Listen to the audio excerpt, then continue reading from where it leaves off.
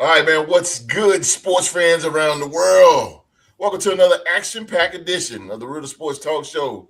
We appreciate each and every one of you joining us tonight, man. No matter where you're watching from across this great country, anywhere around the globe, except Supreme is in Canada. But ladies and gentlemen, man, buckle up, man, because tonight the NFL world has been turned completely upside down. Myles Garrett is headed to the Los Angeles Rams in a blockbuster move that nobody saw coming. A.J. Brown, he is in New England now, giving Drake Maye a superstar weapon and shaking up the entire AFC East. And the New York Giants, they decided one receiver wasn't enough. They signed Odell Beckham Jr., JuJu Smith-Schuster, and Braxton Berrios all in the same day. The league is buzzing, man, and the fan bases are talking. And tonight, we're breaking it all down. But we're not done, and we're not doing this alone, man. Joining us tonight is a very special guest, man. He is the host of Score State of Mind Football, ladies and gentlemen. D Woods is definitely in the building, man. So y'all make sure y'all show him some love in the live chat as we dive into the massive NFL stories and discuss what they mean for the 2026 season and beyond. We're the Sports Mafia. Where y'all at? This is the time to shine. Jump in the live, man. Represent your team. Let us know who you representing, man. Where you're watching from. Get your opinions in the live chat because tonight it's all going down, man. Hit that like button, subscribe, and you already know, man. Turn on that bell for all notification, man. So let's get ready to run this thing up right here on the Real to Sports Talk Show. I can't accept the loss, I'm hard-headed. There's a little bit of madness to my method. Many falling off that fine line that I'm treading. I risk anything to be great and I'm not letting nobody rob me of my victory. Number one, that's what I'm meant to be. When by any means, only thing that makes sense to me, I can make nice or make history. I got that dog in me, yeah, turn me up. Big energy, got the crowd going nuts. I got that dog in me, yeah, any up. I take on anyone, I don't need a one-on-one. I got that dog in me, yeah, I'm talking all bite, no bark. I could rip your squad apart. I got that dog in me, yeah, any up. I take on anyone, I don't need a one-on-one. I got that dog in me, yeah, I'm talking all bite, no bark. I could rip your squad apart. I got that dog in me, so what's up? Yeah, so what's up? I told her move over, enough of that mediocre. I've been the man since cruising around in the stroller. I got ice in my veins like a cut in Minnesota. Why not show you how I'm built? Come a little closer, ayy. Lot of heart, been smart, aura gotta glow. We can restart, give head start, still get the same result. I'm about mine, don't you get it confused, I'm a win. All right, ladies and gentlemen, thank you so very much for being here with us on this Saturday night. Wherever in the world you are watching us right now, man, welcome to the Real Sports Talk Show. And if you're looking for the best debates, the best opinions, genuine sports conversations, man, for some real sports fans, then this is the place to be right here tonight. We're going to dive in here first, man, into some gridiron talk as the podcast panel break down the latest news going on in the National Football League, man. Before we get this show rolling, man, please allow me to introduce you guys to the star attractions tonight. These gentlemen are the creme de la creme of sports talk, man. They are the icons. They are the heavy hitters, man. They are the showstoppers. They are the Real Sports podcast panel, man. First up, our special guest, man, for the night, man. He has his own outstanding YouTube channel. And make sure you go show him some love over at Skull State of Mind. Go over there right now. Well, after the show, don't leave us. Yeah. Don't leave us. Because after the show, then you go check him out, man. But he brings that Minnesota Vikings content heat as well, man. Week after week, man. Proudly representing the purple and gold of the Minnesota Vikings, man. Real Sports Mafia, y'all give it up one time for our special guest. Ladies and gentlemen, give it up for D Woods. Thank you for having me.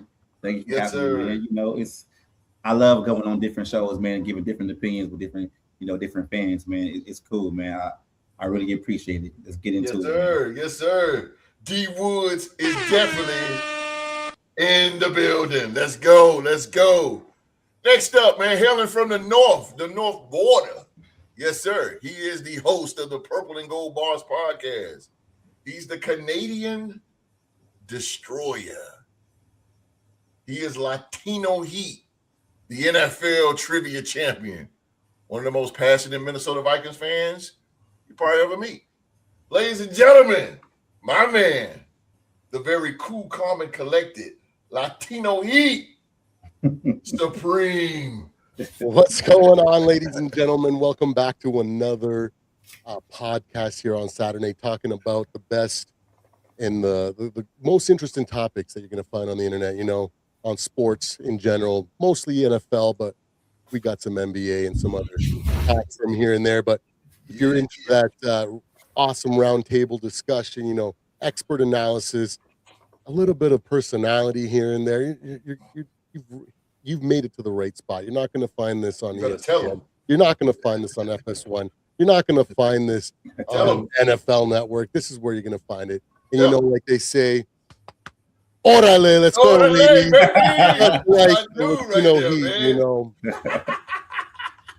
Yes, sir. And next up, man, this man don't even need an introduction. You don't even need one, because everybody in the world know who he is. Everybody know. This man is a living legend, a true pioneer in the game, hailing from Winston-Salem, North Carolina. Yes, sir. A Hall of Famer. He's too hot to handle and too cold to hold, ladies and gentlemen. Yes, sir. Also a longtime Minnesota Viking fan, diehard to the core. He is the OG. I'm talking about the legendary Q-Dog. All right. What's going on, people? Glad y'all were able to tune in once today. Hope y'all staying nice and cool, and it's hot out there today. So drink plenty of water. That's first of all. Second of all, we got D Woods in the house. Yes, sir. In the house, and that means that we got 3 squares in here that are Viking fans. Yes, sir. And then to be on, I want to show them this. I'm showing them. Yes, sir. Get you one of them, D Woods. Yes, sir. Come on. Yeah. Yes, sir. You get you one, I'll throw in a free mouthpiece for you. Okay. I'm glad y'all able to tune in today, man. We're having a show. First of all, I want to give my condolences. We lost a great R&B artist, and Peebo Bryson. Put out a lot of wonderful hits, man. Yes, sir. Truly a pioneer of R&B music, and will be surely missed. And so we're glad y'all tuned in to the Gay Live Chat. We want y'all popping off today. We continue, like I say, and I continue to say over and over again, you are part of this podcast. It's what we are. Your input does matter. So we got a whole load of NFL news to tell you today. Get you sparked up. These OTA are cranking. So we got to go through our drought spell, though. Once these mandatory mini camps come, just hold on, baby. We're going to be there. We're going to not wait. So stay tuned for 2 hours of good content, baby. hey, boy, that's a nice haircut there too, boy. Clean, boy, clean. Appreciate you. Yes, sir. I had to go low. Got hot on it. Yes, sir. Boy, clean, boy, clean. All around the edges, boy. Hey, and you know what? Just because D Woods is on here tonight, man, well, I got to do it for him since D Woods is on, man. There we go. Oh, scope. There we go. D Woods, go. Get it, D Woods, get it. Go, D Woods, go. There we go. Let me get it. Come on. Yeah. There you go. Yes, sir. What in the hell I'm doing scolding with some Vikings? That's all right, though. I got love for the Vikes, man. I got love for them, man. Oh, man, I got love for them. Let's get to the – oh, my goodness. Okay. All right, here we go. Let's get to the live chat. The Mafia. Drew to the game. What's up, Drew to the game? What up, Drew? Drew to the game. TFY tab. What's going on? What's up? What up? Terrence Smith. What's happening? What's happening? Eric LaPointe, That's New Mexico Viking. New Mexico. New Mexico, boy, up in the building. My brother Eric Red out there, my Raquel bro and out there. Dorinda. True Hall of Fame out there. Mr. Barnes School, brother. Yes, sir. Yes, sir. Yeah, I got to get back on track. The off season's almost over. Yes, sir. Winding down. Yeah, yes, sir. You get the training camp a little fast. We got the 2025 Real Sports Podcast MVP, Young Mark in here. He said, D Woods, welcome to the family. Thank you, man. Appreciate it. Man. Yes, sir. Appreciate it. Root for the road team, though. I got to show the fight. Hey, they might jump me, bro. I gotta be nice to him, bro. He's a Raiders fan. What's up, Zoe? What's up, Zoe? Zoe, what's going on, bro? What's up, Zoe? Yes, sir. Boy, Zoe. Boy, these Vikings roll deep, boy. Hey, we travel. Yeah, we travel. Y'all boy roll deep. That's what I said the first time I was on, too. I was like, man, we travel, bro. No, I ain't gonna post that, Mark. You trying to get me killed, bro. I ain't gonna post that one, bro. OG Supreme host, what's happening? Oh, man, everything good, Mark. You see the helmet? Jason Carter said we look alike for some reason. All of you. What? He's already got us from today on his profile pic. On his pic. Okay. Oh, damn. It's a little weird, but yeah, it's a little weird. It's a little weird. That's one of y'all. So y'all can. Nah, we don't. I don't know that. Dude. I can't do nothing with that one. So y'all gonna have to. Yeah, I can't do nothing with that one. Hey, it's okay. You get a couple of those every now and then, man. Yeah, bro. Oh yeah, you know how I go, D Woods. We was yeah. You get it was some weird stuff going on, bro. Yeah, man. That happened, man. Yeah, that's all weird. Screenshot, bro. Really? I don't that like fast. that. That fast. I know, right? I don't like that, bro. What's up, Triggs? Seattle checking in. What's going on? Let's go. Let's go, Trig. Let's go, baby. Oh no! God dang! Another Viking. Terrence Smith, Vikings for life. Two-tone in the building too. Two-tone in the building. Zone. What's happening? Their beef is never ending, bro. I'll tell you, man. Charlotte Hornets and Pistons heat is never gonna die down, man. Oh, that was pure comedy. Lord. Okay. Let's not get them started though in the chat. Nah, it's me. Jason Carter, 865. Nah, it's me. Oh, okay. Oh man. Yeah, Two-Tone is in the building. That's What's right. up, Two-Tone? Two-Tone, man, all these Vikings. It's good though, man. It's a beautiful thing. Beautiful thing, man. Cavs would never win anything, by the way. I believe that. I believe that, bro. Man, so you're not a weirdo. You're not a weirdo. You absolutely right. James Harden ruins another team, man. Nah, I ain't no beef tonight. Supreme, nothing but peace and love, positivity this way. Please, bro. Awesome, I'm in a land full of Vikings, bro. Please, bro. You're gonna get me killed. Saturday night. Well, it's still early. Maybe Zoe hasn't had too many drinks in yet because you don't want to set him off. Oh my God. Don't do that. Don't do that. It's okay. I love his passion, though. I love it. I can calm him down, man. I can calm him down. He never goes hard on me, so it's because I'm always just right. So he never goes hard on me, but he'll go hard on everybody else. Me. USC for life. Okay, Shaq Park. What up, Shaq? You over there in Cali, bro. Okay. In real life, though, I look exactly like Jason Tatum, and my name is Jason. Okay. Well, there you go. Okay. Jason Tatum. All right. I wish we were playing for. I ain't gonna even go there. I'd rather play the Celtics out here. He's damn Knicks. Boston fan. All right. All right. It is what it is, man. Again, live chat, Real Sports Mafia. Thank you guys for being here. We're gonna get this show rolling, man. And why not get started off with one of the hottest, biggest block? I mean, out of left field that I did not see coming. Myles Garrett. Check part said, I'm from New Jersey, Maryland. Okay. Oh, okay. My bad, bro. USC, my favorite college. Okay, back. Right okay, on. cool. Okay. Right. Okay. Say salute D Woods. I love that profile picture though. It's one of my was bringing favorites. the fam over here, man. And he fed us pancakes after.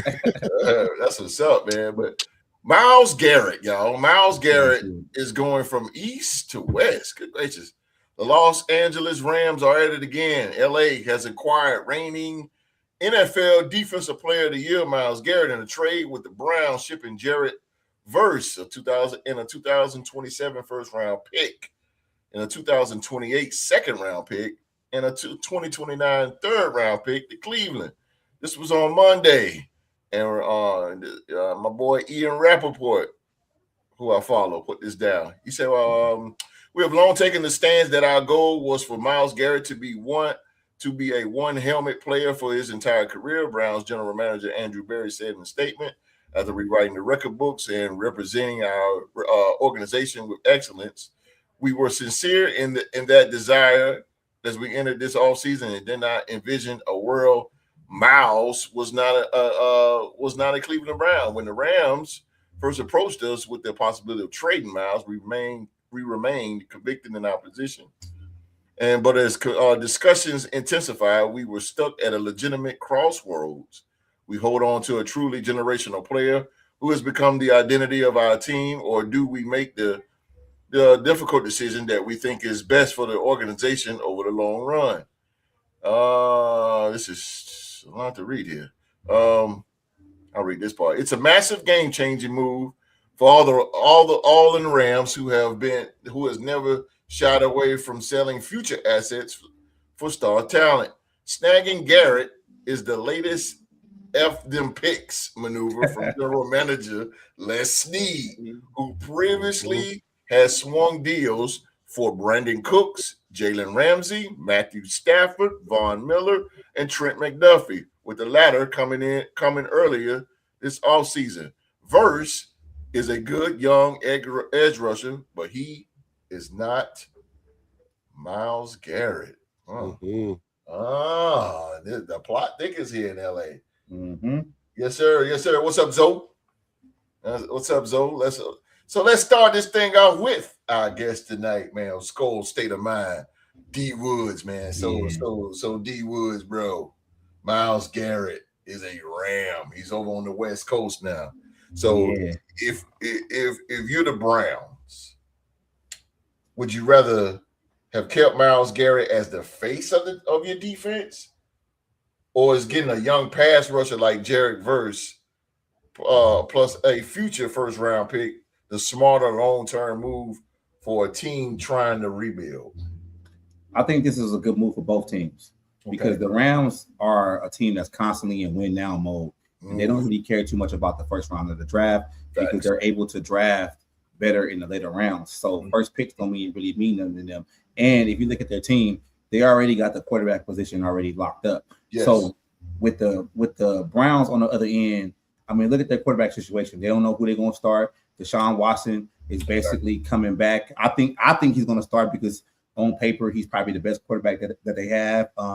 Myles Garrett is great. I mean, I'm not trying to say nothing wrong with Myles Garrett. He's probably one of the best defensive players we've seen in the past 10 years, if not the best. Absolutely. I mean, everybody talk about who's a dog. That's a dog right there. That's a dog. Myles Garrett. That's Myles Garrett. But I do feel like I like the move in so many other ways because they actually put Myles Garrett to a team to where he can actually start playing meaningful games at the end of the season, something that he's never done before. He hasn't been in the playoffs that much with Cleveland. So he's at the latter part of his career. You trade him to a team where he can actually contend and basically solidify what I would call a Hall of Fame career. So like at the end of the day, when you really look at it, it's good for both teams. I mean, they didn't lose nothing when I'm talking about Cleveland with getting a pass rusher. Jarrett Verse is young and emerging. He can develop into being a superstar in this league. I'm not saying he's going to be a Myles Garrett, but he can be stable in this league going forward. But it is what it is, man. I think this is what teams have to do sometimes when you have these superstars on your roster and you don't really have a true direction of where you're going with this team, you know, and it's just like, just let him go somewhere else. And hopefully, you know, he wins there, then he can come back to Cleveland and on a one-day deal and retire Cleveland Brown. That's what they can look forward to. That's what most likely what Yeah. the greats do. That's what most likely what they do. Yeah, I mean, I'm with that, man, because I just don't like holding players to a team that's going nowhere, you know, especially great players, man. Like they deserve to go out there, you know, with their career and actually try to compete for something, you know, like it is what it is, man. Yeah, my boy T asking, is he a fit? He's Myles Garrett. They gonna fit around Myles Garrett. Oh man, heck yeah! Oh yeah! like what are you talking about, man? They go Myles Garrett, bro. They gonna do what they gonna do to fit the scheme around him. Yes, it's Myles Garrett. You know, hey Woods. You know who's part of fighting the air like on Boys in the Hood right now, bro? Who? Raheem Morris. Yeah, I know Raheem Morris. Like, God damn it! You get a guy like them. I mean, but he had Aaron Donald, but still though. I mean, Myles Garrett is legit, man. Like he's legit, bro. He's legit. So I mean, I salute it, man. Salute to the Rams because for some reason, like they're doing something that we've never seen the team do before, to where they don't draft, you know, at the top of the draft a lot. They trade a lot. Yes. They're able to keep their salary cap intact with the players that they can, but they do know how to move on from players. Yes. And if you look at their window, man, their window been good ever since they traded for Stafford. You know, they've been in contention for a Super Bowl. They already got one, and they're trying to get another. I mean, think about it. Puka was a 5th round pick? Yes, he's probably the best receiver in the league right now. Yes, he is. Like top 5 all day. Yeah, all day, man. All day. I agree with Woods. Yeah. So Latino Heat, man. The Rams are clearly, like D Wood said, they're in win mode now. They're in the win mode. I mean, they're in the win mode now. So, but do they give up? Do you think they give up too much for Myles Garrett, or is adding an elite pass rusher worth sacrificing a young talent like Jared Verse and future first round pick? It's a good question. You know, it all depends on what you see on the field in practice, and if you can potentially see that if Jared Verse had the ceiling to become Myles Garrett, then it's a bad decision, you know, because you're basically giving a guy that's going to become him, right? But like D Wood said, these guys aren't in the position to rebuild. They're like the Steelers. They don't rebuild, they just reload, right? So and they're constantly spending money to continue to you know, contend for titles. In my opinion, it might be too soon to be able to classify Jared Verse as a generational talent like Myles Garrett is.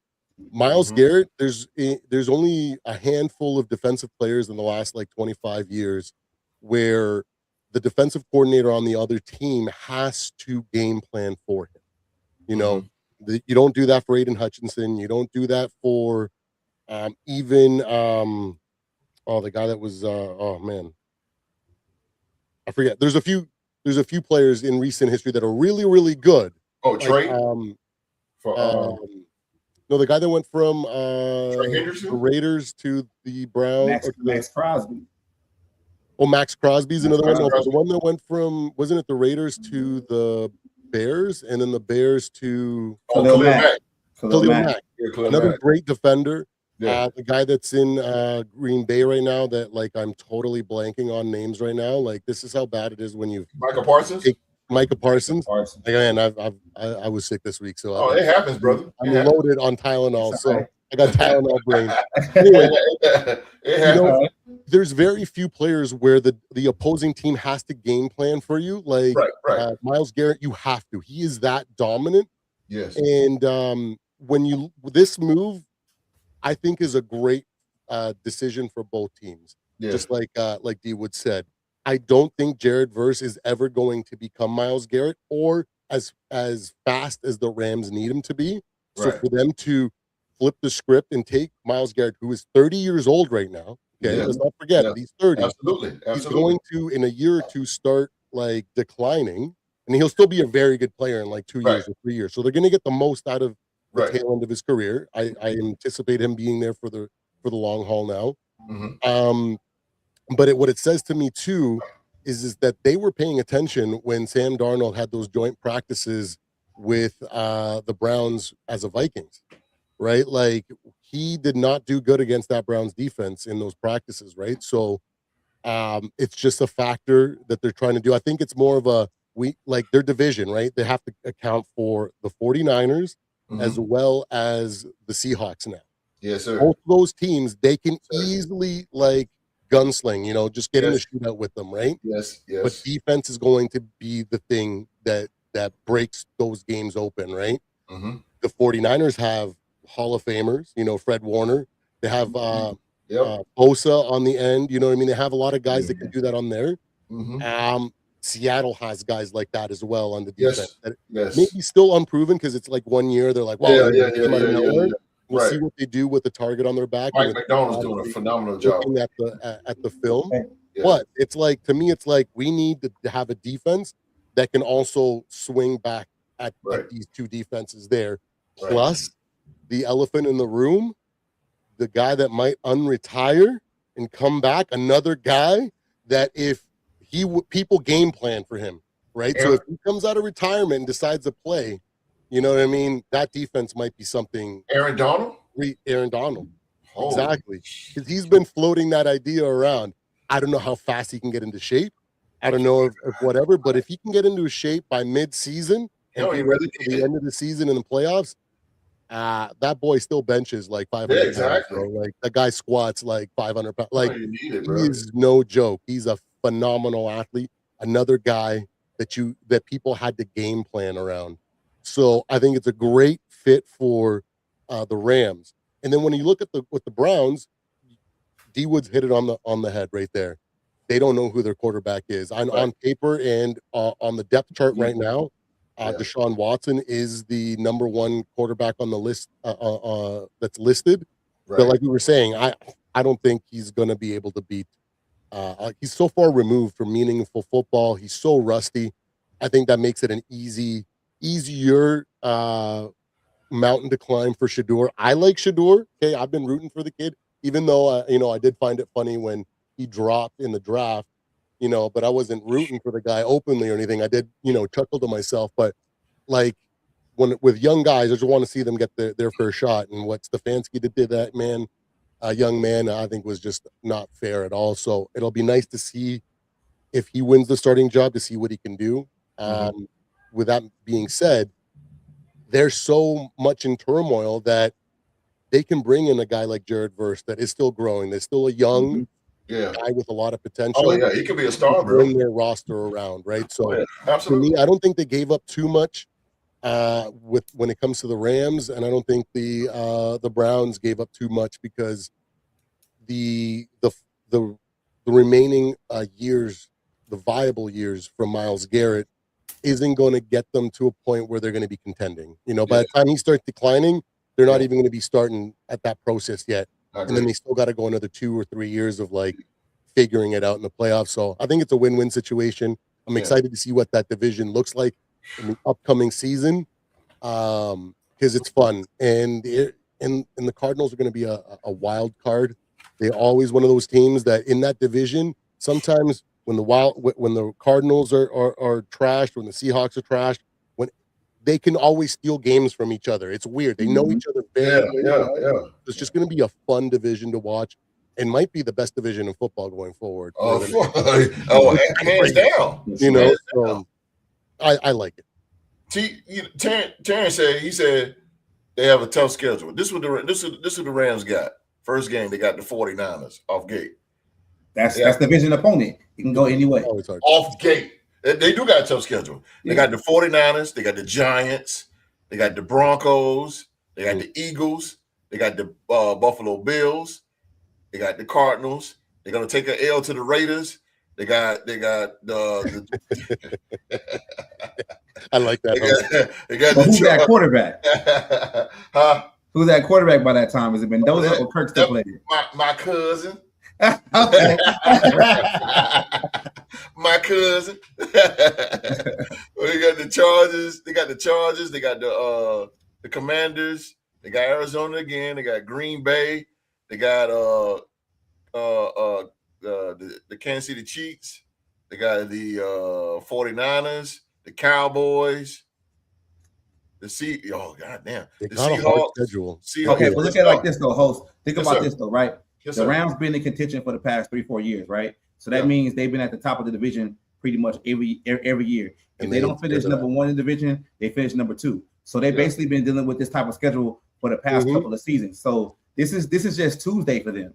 Like it's like, and when you look at the schedule is, people say a tough schedule. That's based on what the teams did last year. Yeah. There's no guarantee that the teams are going to do the same thing they did year to year. Look at who played in the Super Bowl this year. Look at the England Patriots. The England Patriots were an ass team the year before under Drake Maye. They get better coaching in there. They go to a Super Bowl. So you can't just come and say just because a schedule on paper during OTAs that a team either has a hard schedule or an easy schedule. You just got to let the games play out because things are different from year to year, bro. Like, come on.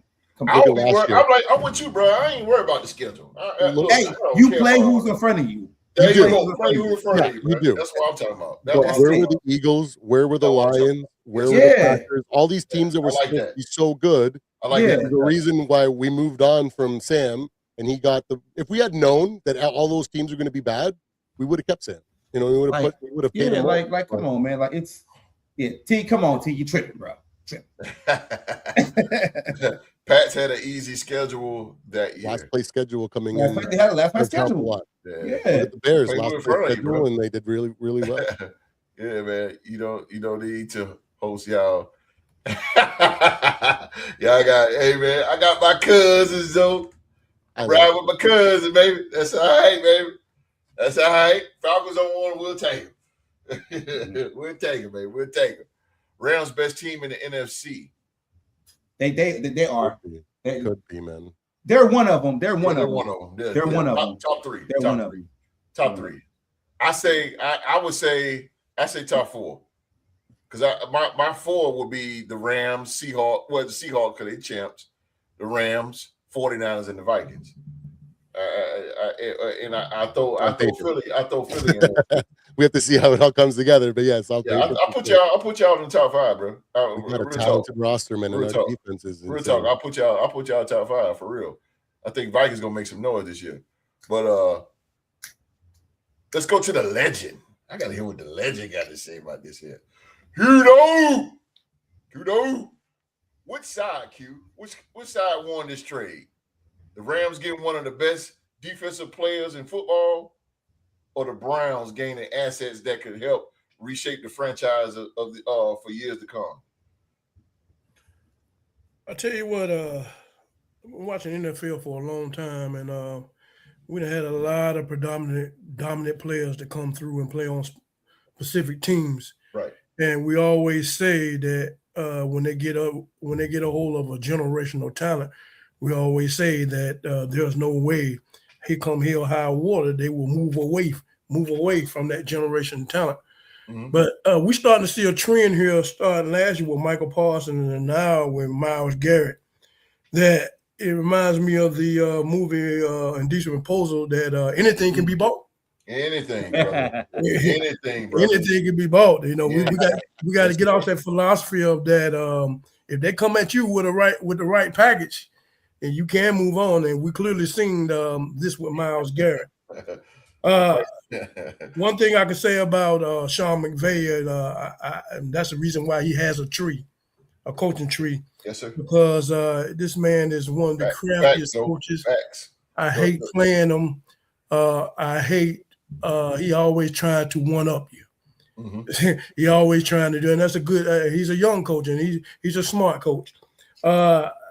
I really, Supreme kind of took my idea what I was just about to say. I'm kind of piggyback on what he was saying. I think they came at them at one point wanting Myles Garrett, but it didn't work, and they came back again because of Sam Darnold and Brock Purdy in that division. This division is tough, and plus you got a Super Bowl winner in this division. Yes. And so in that defense, they really needed to get that defense tight. They got the corner from Kansas City on the back end, McDuffie, and then turn around now. They need to get some pressure and what more better get pressure and get one of the most dominant defensive linemen in the NFL. Right. And you pretty much gave up the farm to get him, but you got Matthew Stafford, who looking at probably just his last year. I can't see him going no further than after this year. They still seem to hang around, be a real dominant team in the NFL. But in order to be prevalent and go on to the next level, you're gonna have to be dominant in this division. And you got two teams in this division that's pretty tough.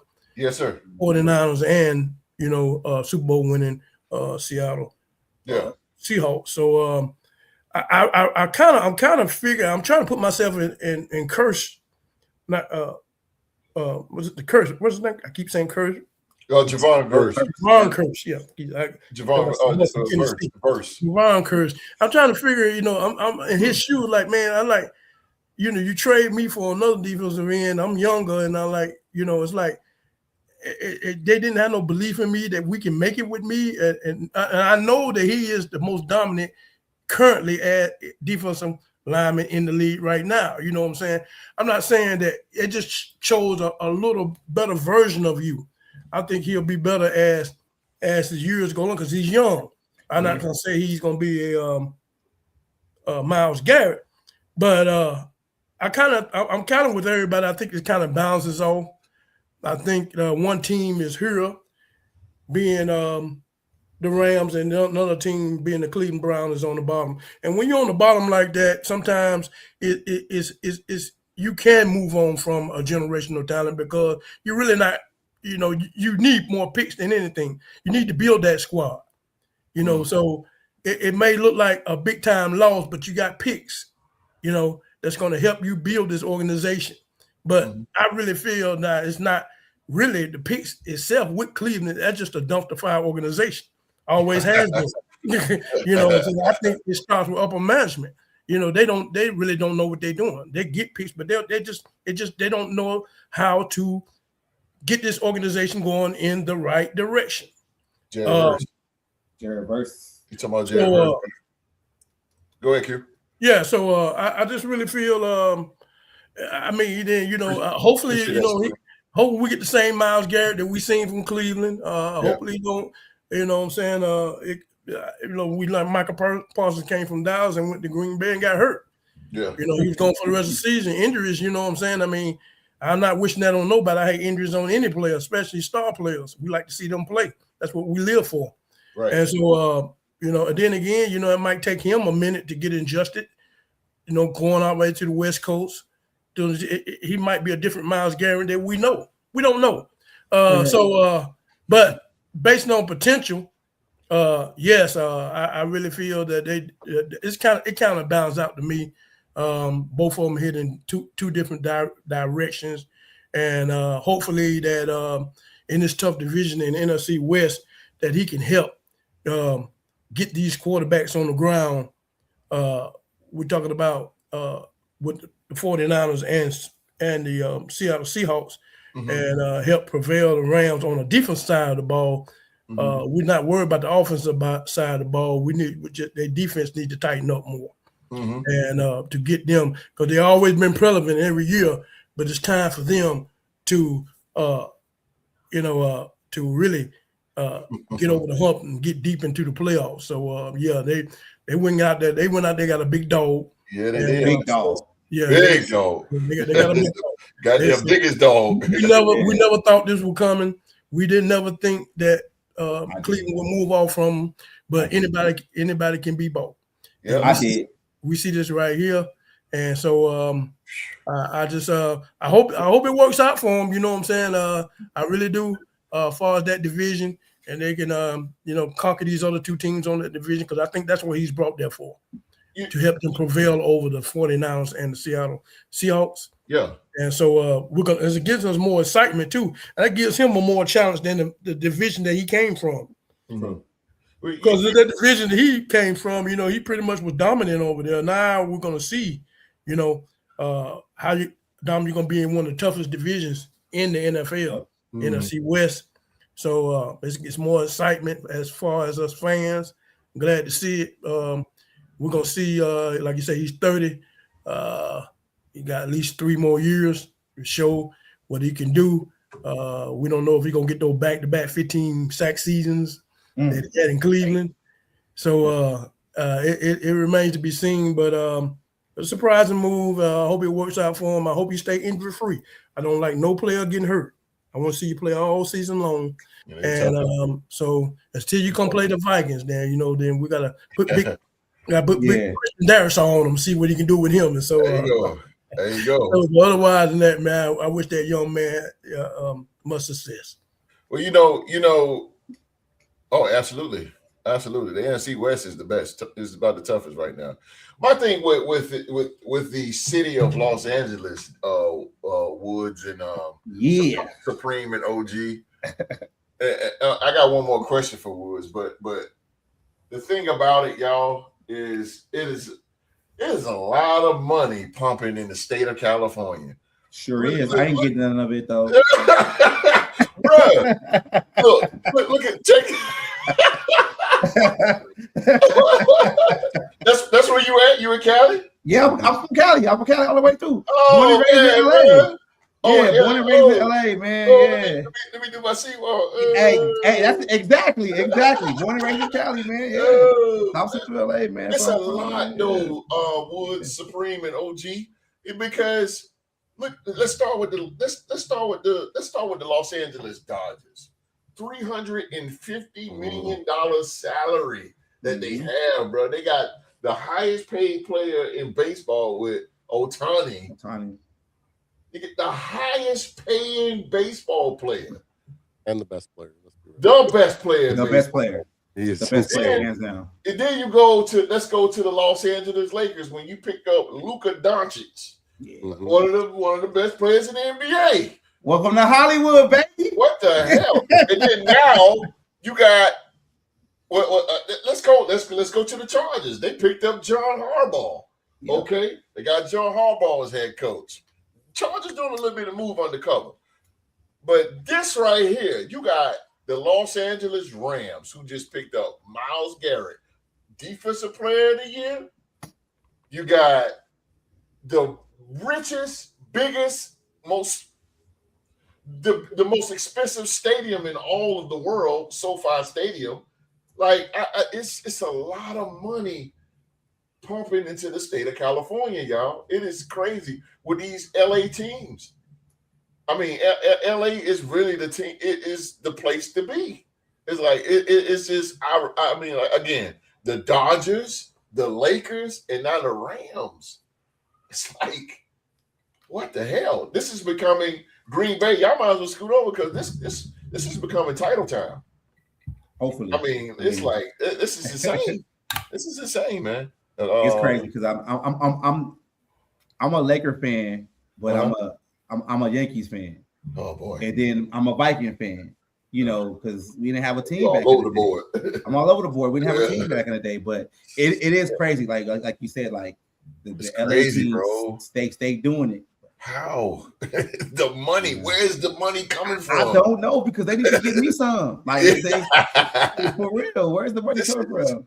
Yeah, I tell you, but Luka don't scare nobody. But it's just. Let me say this about Luka. No, I ain't saying you scare nobody. Let me say this about Luka. The money and the revenue he's bringing in. Yeah, you're a basketball fan and Freddie basketball fan too, right? Mm-hmm. When the Lakers didn't have Luka and they only had Anthony Davis, they were in the play-in tournament every year. When they got Luka, they was at least top 5 and up every season, the past 2 seasons. So what does that tell you how good Luka was? What is? We no longer a play-in team. Man, he may not play defense, like I said there. He may not play defense, but the guy is the walking bucket, man. I've never seen somebody move as slow as molasses and break everybody. It makes I say this all the time. It's like Luka gives me hope that I could make the NBA because he can play that slow and score. It's not about skill; it's about knowledge. Hey, no, Perp, you see it coming and you still can't stop it. That's the thing. How? With the athletes that you have in the NBA, how is nobody shutting this man down? Like he's crazy. Slower than host up here. You know what I mean? He's slower than me, bro. That's what I'm talking about. Look how big LA is. Not. I mean, LA is big. Texas is big. It's not the biggest county. Like I live in San Bernardino County now, LA County is way smaller than San Bernardino County. Oh wow! So- See what I'm saying, bro? Lakers are done. He said Lakers are done. Oh, Okay. I don't know, bro. Look, man, the goddamn Knicks, man. I'm not gonna count out nobody because, oh man, they crazy. But didn't the Lakers? This dude, fake Laker fan T right here. He called himself a Laker fan, but then he trolling me because he live in Oklahoma City. I'm like, bro, you can't do that. Just because you said you were a Laker fan first, but now you're rooting for Oklahoma. Like, nah, man, you can't do that, man. Spurs, Nuggets, OKC, Spurs. Having a chance when LeBron's gone. Yeah. Once he's gone, you guys can actually build around Luka and Lakers, Exactly. not have to fight over two different play styles at all times. Thank you. See, Perp know what you're talking about. Yeah, Bron can't play forever. We don't want him to play forever. We don't want him to like he is. Goddamn, you gonna play We don't want him to play forever. We want him off. We want him gone. They got swept, Luka. Luka was hurt. Fucking so. But Woods, and all y'all can hit on this, but Woods, man, God damn. But does that and Myles Garrett make the Rams a legitimate Super Bowl favorite, or are they still, or is it still too many holes in the roster for one superstar defender to make that big of a difference? I think Myles Garrett was their final piece this offseason to kind of put them over the hump because they were already considered a Super Bowl team before Myles Garrett. And one of the things that they needed this offseason was to get corners that can play in man coverage. And they got that in Trent McDuffie. Yes. So they took care of that early. Yes, they did. And they already have, didn't Matt Stafford win MVP this year? Puka is the best receiver in the league, and they know how to run the ball. But the one thing that we're lacking was a consistent pass rush from the outside. I'm not saying Verse was a bad player, but we know he's not Myles Garrett's stature at this state of his career. So I think they were already in contention to say they were, a Super Bowl team, but Myles Garrett actually pushed them over the hump to be one of those teams that we can be like, all right, it's the Rams and who else? Right. But at the end of the day, we know that games have to be played. There's no such thing as paper champions. There you go. Anything can happen. So they still got to get through a 17-game season and get to the playoffs and actually do what they got to do. So I like that. I ain't heard that in a long time. I ain't heard that since Clubber Lane. Paper champion. Ain't no paper champion. Well, I love me some Rocky 3, bro. Clubber Lane was my dude. Oh man. Q, man. Does adding Myles Garrett make the Rams a legitimate Super Bowl favorite, or are they still just too many holes in the roster for one superstar defender to make a big of a difference? If Aaron Donald come out of retirement, yeah, I can say that. Holy shit, dude, that is crazy if you do. That'd be a mess on that. Oh my God. That'd be crazy, bro. I don't know. The division is too competitive. I can't say, it's not gonna be no walk through division. So I can't say, man. They're looking to win the division, but it's gonna be hard fought. Right. It's gonna be hard fought. So I can't say they're gonna make a sweep of the NFC West. Yeah, I ain't buying the Myles Garrett thing either. The Aaron Donald thing either. I think he's staying retired. Yeah, I think so too, though. I think so too, but they hyping it up. But I if you come back. Yeah, I'm with you. I'm with you, Q. I'm with you. Our guy's Jack still in super strong. What you mean? What do you mean, Zo? What do you mean? What you talking about, Zo? It's always so. What you think, Sabrina? Could you put them up there as Super Bowl legitimate contenders? Absolutely. Without Aaron Donald being like the cherry on top, because he would just be the cherry on top. He'd have the long season of getting back to. He's not going to ever be what he was before he retired.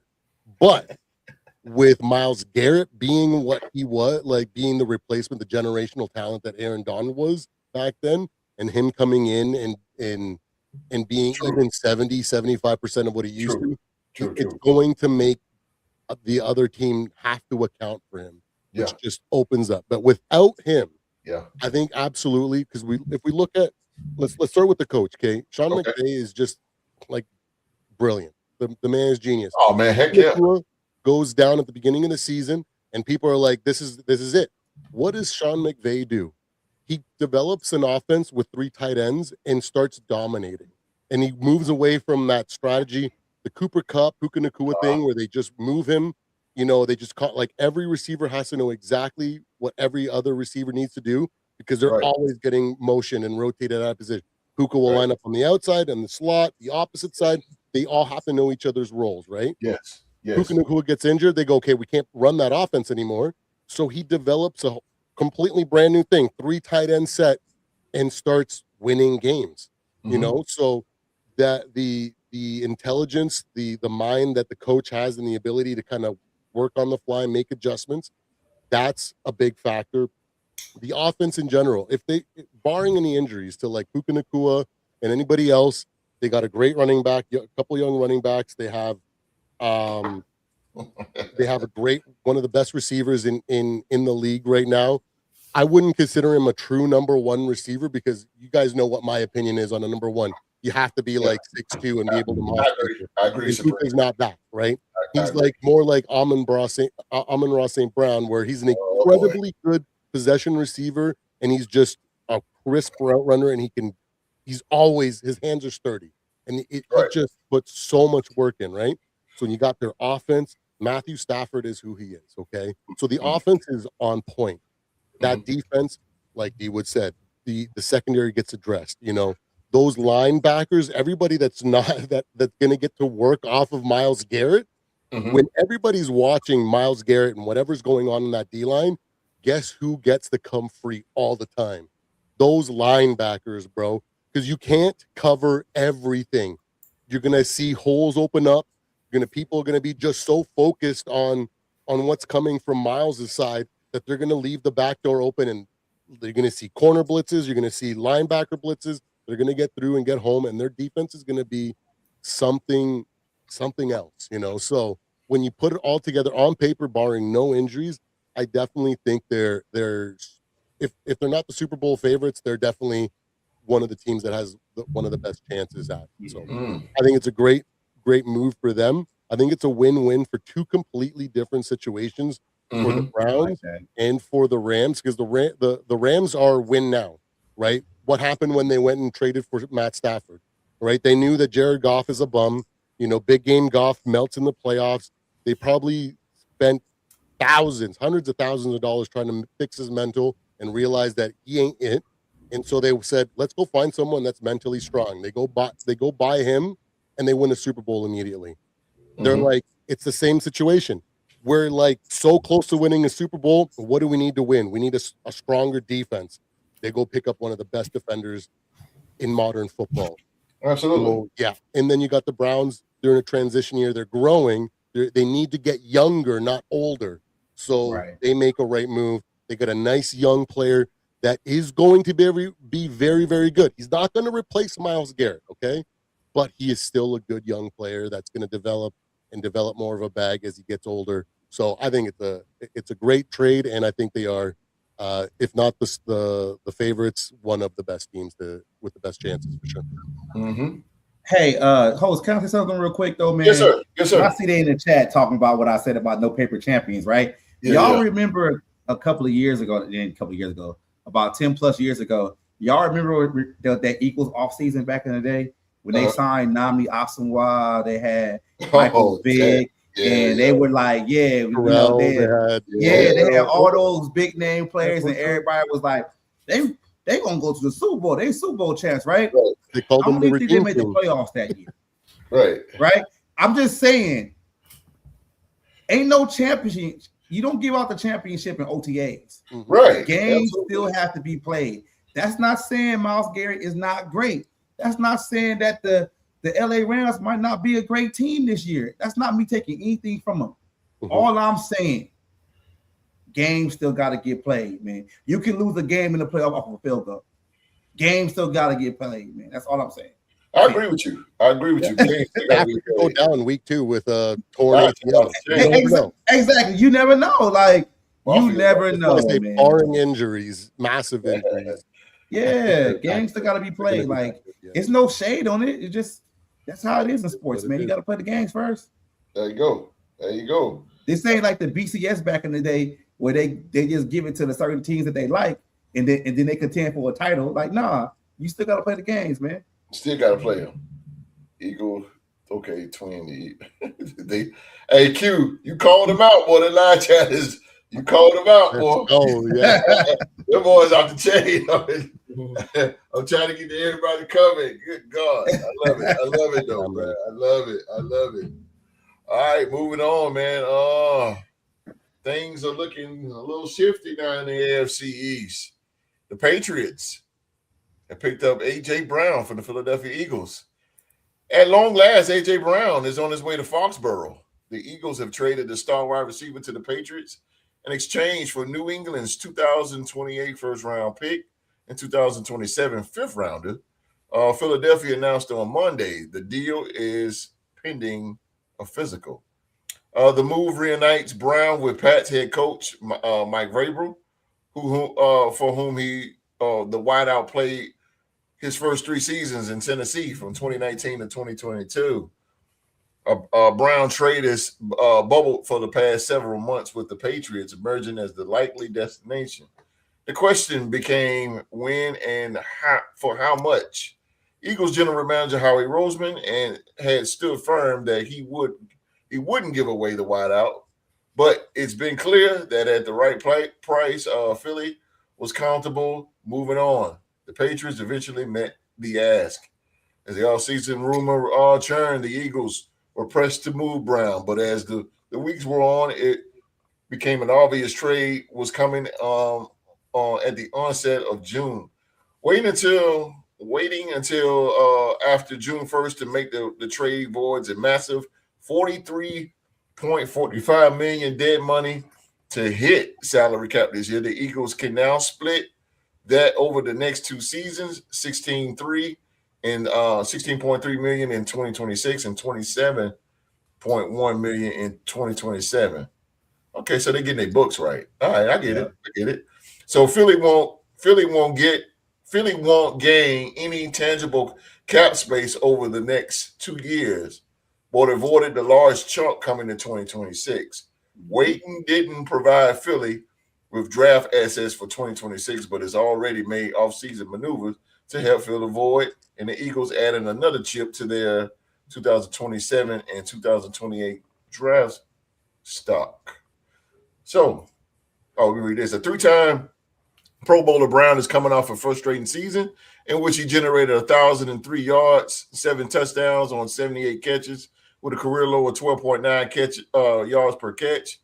It marked his lowest yardage output since 2021, his final year in Tennessee, when he played just 13 games.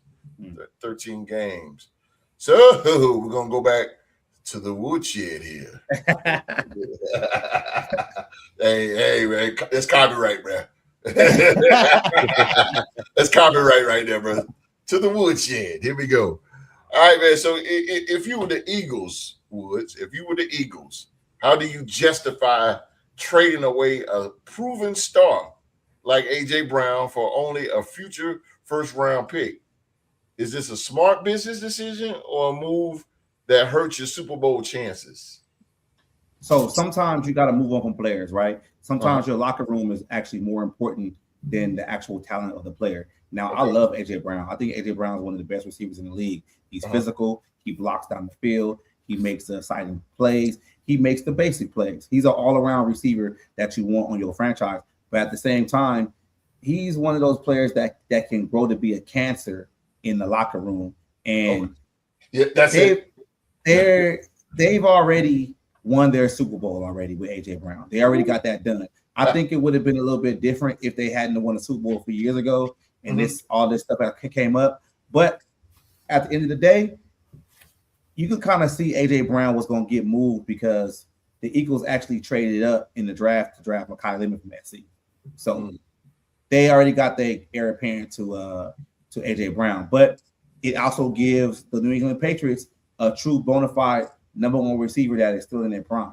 So I get that, for Vrabel. And I actually forgot he was, coached by Vrabel back in the day in Tennessee when he first. That's what I'm saying, bro. Everybody says that. I forgot about that, but everybody says that. It's a good move for both teams, man. It's just crazy. Some of these trades right now, I believe these general managers are actually starting to get these things right. When making these trades, there's not a lot of lopsided trades that we used to see in the past. Like you can understand it from a certain standpoint for each team. Like, all right, we're gonna do this. And if you think about what the Eagles did by trading up in the draft, they got that draft equity right back when they traded AJ Brown away, right? If not more.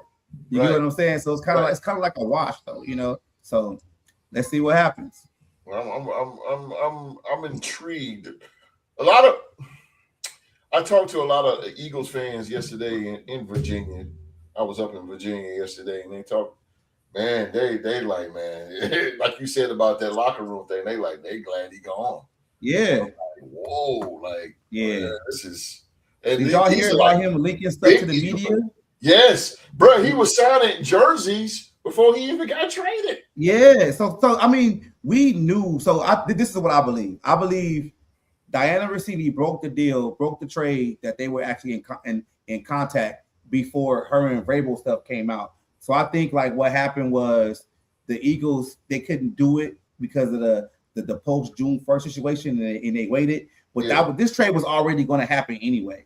Right. It was already in the books, man. Like that AJ Brown knew that's why he wasn't at the weddings and stuff, man. You know what I mean? Why they wasn't at his wedding, you know? So it is what it is, man. Sometimes players got to move on, man. But AJ Brown is a great receiver.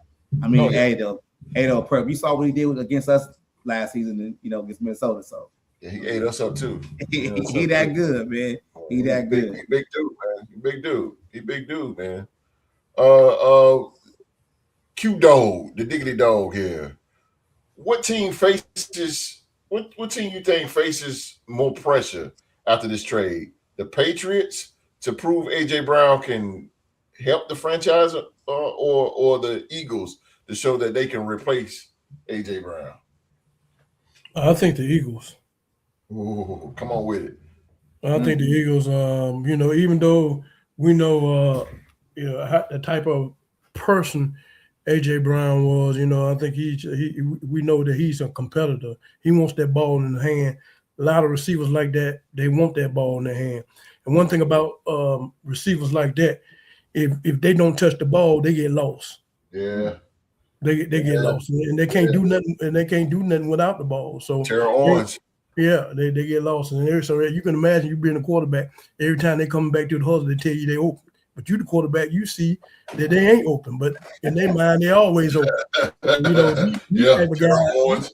They like that, man, and it just came to a head there in that organization.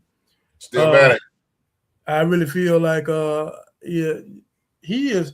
Yeah, he's a big physical specimen. He's going to move. He's a chain mover now. We know that. There's not too many cornerbacks going to stop him when it comes to maybe third down efficiency or moving the chains. He's not that much of a deep ball threat. But far as trying to get that man on the ground when he get the ball, that's where your problem come in at.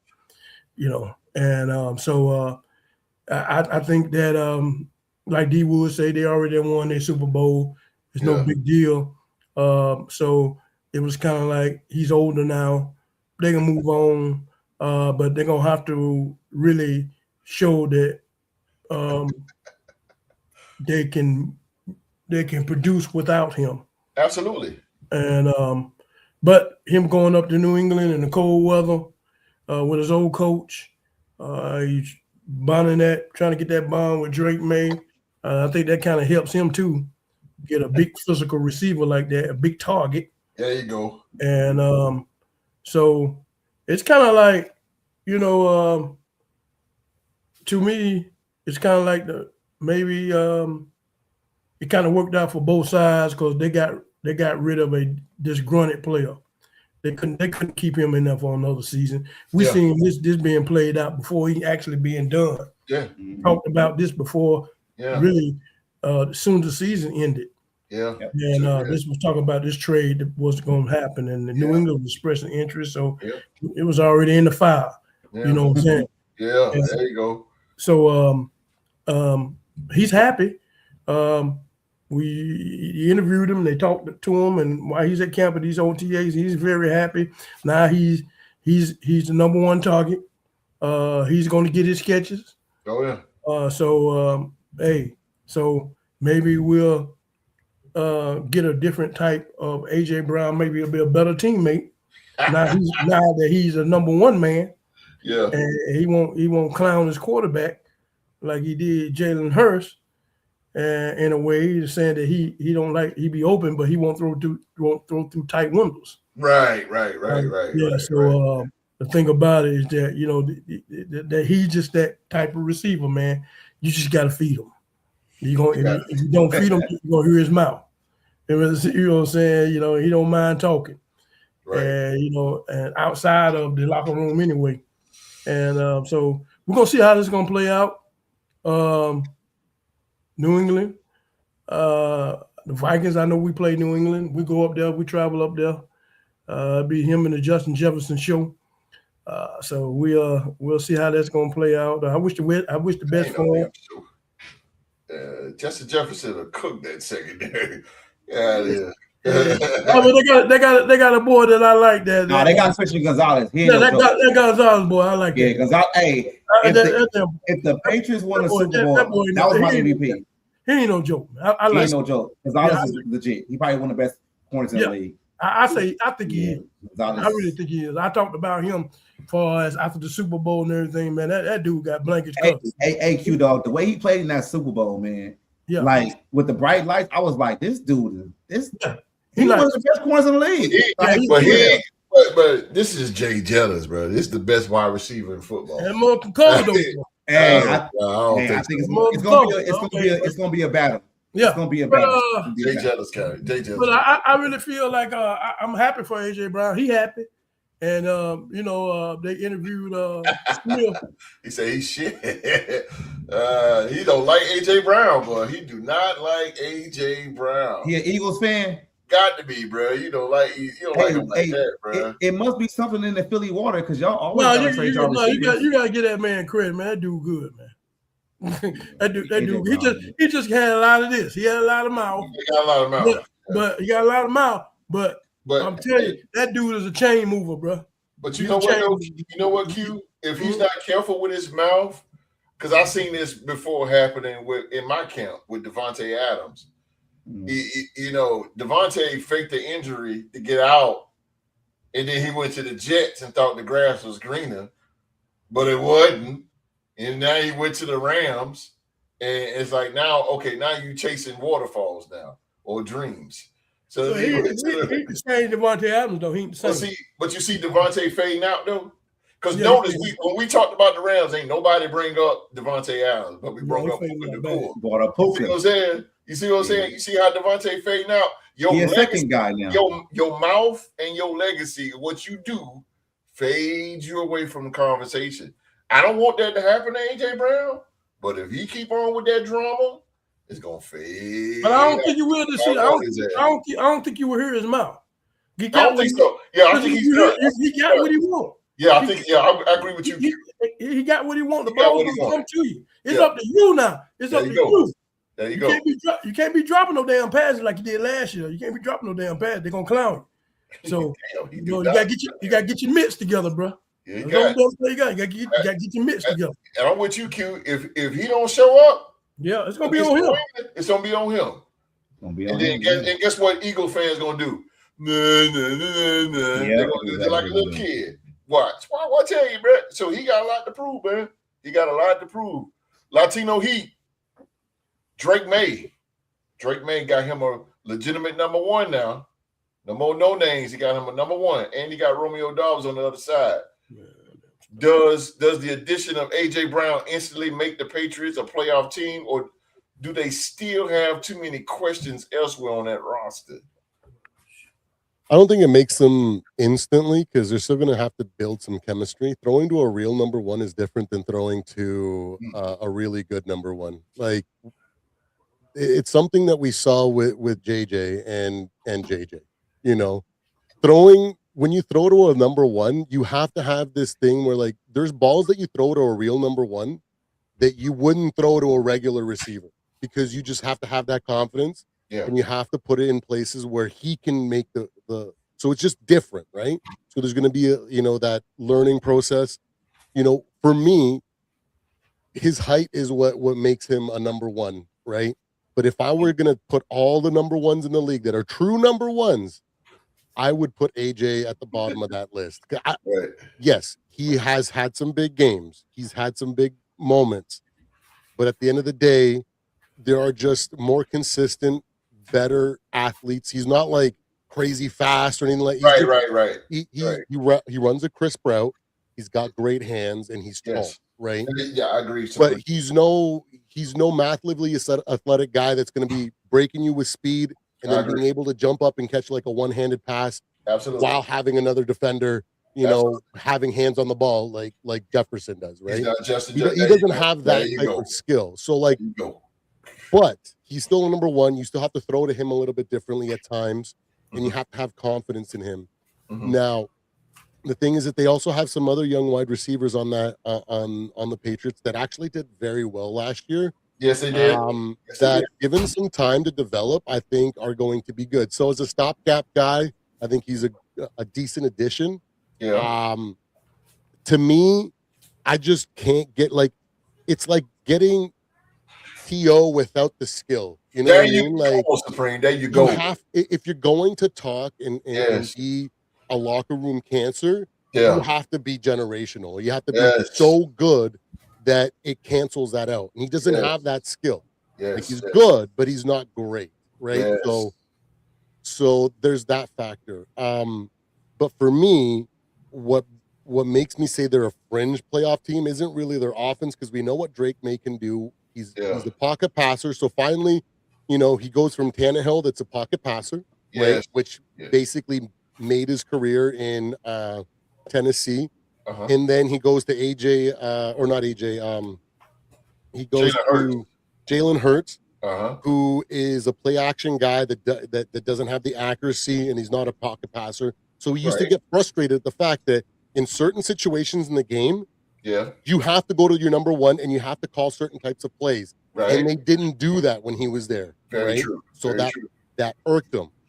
Now, the thing is that Drake Maye is that type of guy that he has the ability to throw up a 50-50 ball, and he's got that confidence, and he's a better pocket passer than Jalen Hurts, right? For me, though, it's none of that. I get they have Christian Gonzalez. Their secondary is good on one side of the field, but on the other side, it's suspect. Their safeties are okay at times, and they're also bad, but they can't stop the run. Their linebackers and defensive line are bad. Their center, right? Garrett Bradbury. He got holy smokes, just got dog walked in the Super Bowl. Yeah, and you know what? I came for him because when he was on our team the year before, we were like, man, he might not be the guy, this and that, and he went and put on 50 pounds, and he does all the right things, what you want a team player to do. He says, okay, I'm undersized. You want me to be bigger and stronger? I'm going to go put on the weight, and I'm going to get bigger and stronger. He did that, but it wasn't enough. And then you saw it in the Super Bowl that liability is massive, right? Yes. So for me, that's why I say maybe a fringe playoff team, because if they don't get that linebacking crew, that defensive line, run stopping under control, it doesn't matter, because there were so many times in the season where they'd be build up a good lead, and all of a sudden they'd start gashing them with runs, and all of a sudden the other team's back in the game, and now they have to basically have a shootout, and Drake May's got to do heroics, right? In order to win, and that's usually not a recipe for success in the long term, and that's not a team that I would consider a contender. Maybe a dark horse at best. A fringe playoff wild card team is the closest that I would place him, but he doesn't move that needle for me. No. To me, it's irrelevant, because I thought that their receivers, their nice young running back, I forget his name right now. Man, that boy was gashing people. Yeah, man, that dude, he's good, man. He's freaking good. He's he is good. Small. He breaks a tackle and he's gone for 50 yards, right? So facts. Do you really I get the need, because there were moments late in games where you need to have a true number one, and that's what lost in the game. Stephon Diggs was too small. Their other guys may have had the size, but they're not they haven't developed to be number ones. So getting that ability to have someone like that there that kind Trayvon of Henderson. fills that stopgap while they Trayvon find Henderson. someone else Trayvon is Henderson. okay. I wouldn't personally look for AJ Brown because to me he's a cancer. And now, fast forward a year from now, okay? Let's say that he has a great statistical year, but they lose a bunch of games because of that defense. How long is it going to be before he becomes a cancer in that locker room? If they don't address it this year and then he keeps his mouth shut in the offseason and then they don't get any better next year, guaranteed he's going to pull the same crap that he pulled in Tennessee, that he pulled in Philadelphia. Yeah. That's the reason why I wouldn't go for him. But you know what? If you, like the song says, if you can't be with the one that you're with, love the one that you're with, you know? No, which one win? You know, if you can't be with the one that you love, love the one that you're with, right? I get where you're going. you. Oh, yeah, I get where you're going. So make the best out of it. Maybe use him. Maybe Lemon. The thing is, Lemon is only 5'11", so it's not like he can really moss people unless he's got like a crazy vertical. Yeah. And he's still a year or two before he needs to get acclimated and develop those skills to be a true number one. If that was Devontae Smith is going to be number one. Like for the Eagles, you know what I mean? Like they both small, I just don't know. I feel like Johan they'll Dotson probably be looking for another receiver, a real number one in the draft in the near future. Just because I agree. That's my point of view. Yeah, I think you cooked on your point of view too. I think you cooked real good. I agree with you. They are like Woods pointed out, they are small. But Devontae is clearly he's going to be number one. And then again, you got Johan Dotson in the slot. So unless Johan goes to the out and bring Lemon inside the as a slot, I don't know. However you could play it, I mean, it won't be wrong. Did y'all ever see that game against AJ Brown and Emmanuel Forbes? I want y'all to go look at that. He made that man cry. He ended that man's career on one. This dude really one day. I never seen nobody hate AJ Brown like this. Yeah, me neither, man. I'm not sure if he's trolling or he's being serious. Might be an Eagles fan, like I don't know, bro. Hey, I hate Pat Mahomes. Well, he's not even an Eagles fan. He said that earlier. Actually, I'm looking. He a Cowboys fan. Yeah. You know?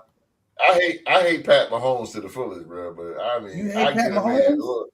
Yes, sir. He's in the same division as them, man. I hate. You got to remember that. I hate the whole organization. I hate the whole organization, bro. If I had a chance, hate Pat Mahomes. I don't know what to say. Woods, let me tell you something. Like we hate the Lions. I had a chance, right bro. I would go to Arrowhead Stadium and go right in the middle of the stadium, pull my pants down, and take a dump right there on their field. That's how much I hate them. I hate them. I hate Kansas City, man. But AJ Brown, man, he'd be very useful, man. Very useful guy. I call a play for him right now since he, like Supreme said, he ain't gonna set the world on fire. He ain't got those blazing speed like that. I hate Kirk Cousins. Okay. Why Kirk got to catch a straight, man? What Kirk man? Wait, but he my cousin. My cousin like that. The thing is, number one receiver. But we have to call a spade at the same time. AJ Brown is a legit number one receiver. He's not like a second stringer or someone that should be playing the two. He does have those intangibles, and he can play like that. But he would never be my number one choice. If I was a GM and saying, if I can take anybody in the league in a fantasy draft, I'm never taking him. I'm never even looking him second way, you know. But it's just it is what it is. That's what Eric Bowles was. Think about it. No drama with no skill. You think it, huh? Okay. Eric Mose was it. He's the same player, same type player. He's the number one. I would say he even. Yeah, I give him that. I like play calling Wood, so immediately what popped in my head with AJ Brown, what what's his name? That name. Looking right at his face, our old head coach, their offensive coordinator. It's like the same thing with Brandon. But anyway, Brandon Ayuk. There you go. There you go. Julio Jones. A certain level, but like I'm not risking my locker room. And when you're just like you're just starting as that Patriots offense. You know what I mean? That new era Patriots. He can really put a wrench in that development and that growth of that team. But think about it though. Do you think Vrabel, the way he coached with his hands-on coaching, point of view, do you think that Vrabel can actually keep him in place, even when things like go the wrong way? Like Vrabel's a hell of a coach. I ain't gonna hurt him like that. So do you think Vrabel can keep this all intact? That is true. He couldn't do it in Tennessee, but it's two different organizations. They couldn't have trusted him to reel him in. Yeah. The Patriots do trust him. He is like Bill Belichick 2.0 to them. He brings the Belichick way, right? The Patriot way back.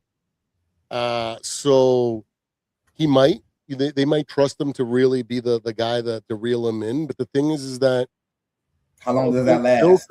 Bill couldn't reel in Ocho. You know what I mean? Like the Patriot way doesn't fix everybody though. No, the thing, you know what I mean? Like,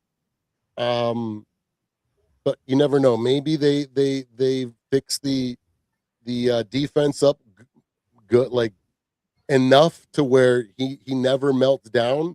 He stays on the right side of everything, and he finishes a good career, and they end up doing something nice, right? But I the best predictor for future is always past experience, right? So or past man, in general, let me tell you, right? So, I would use this guy.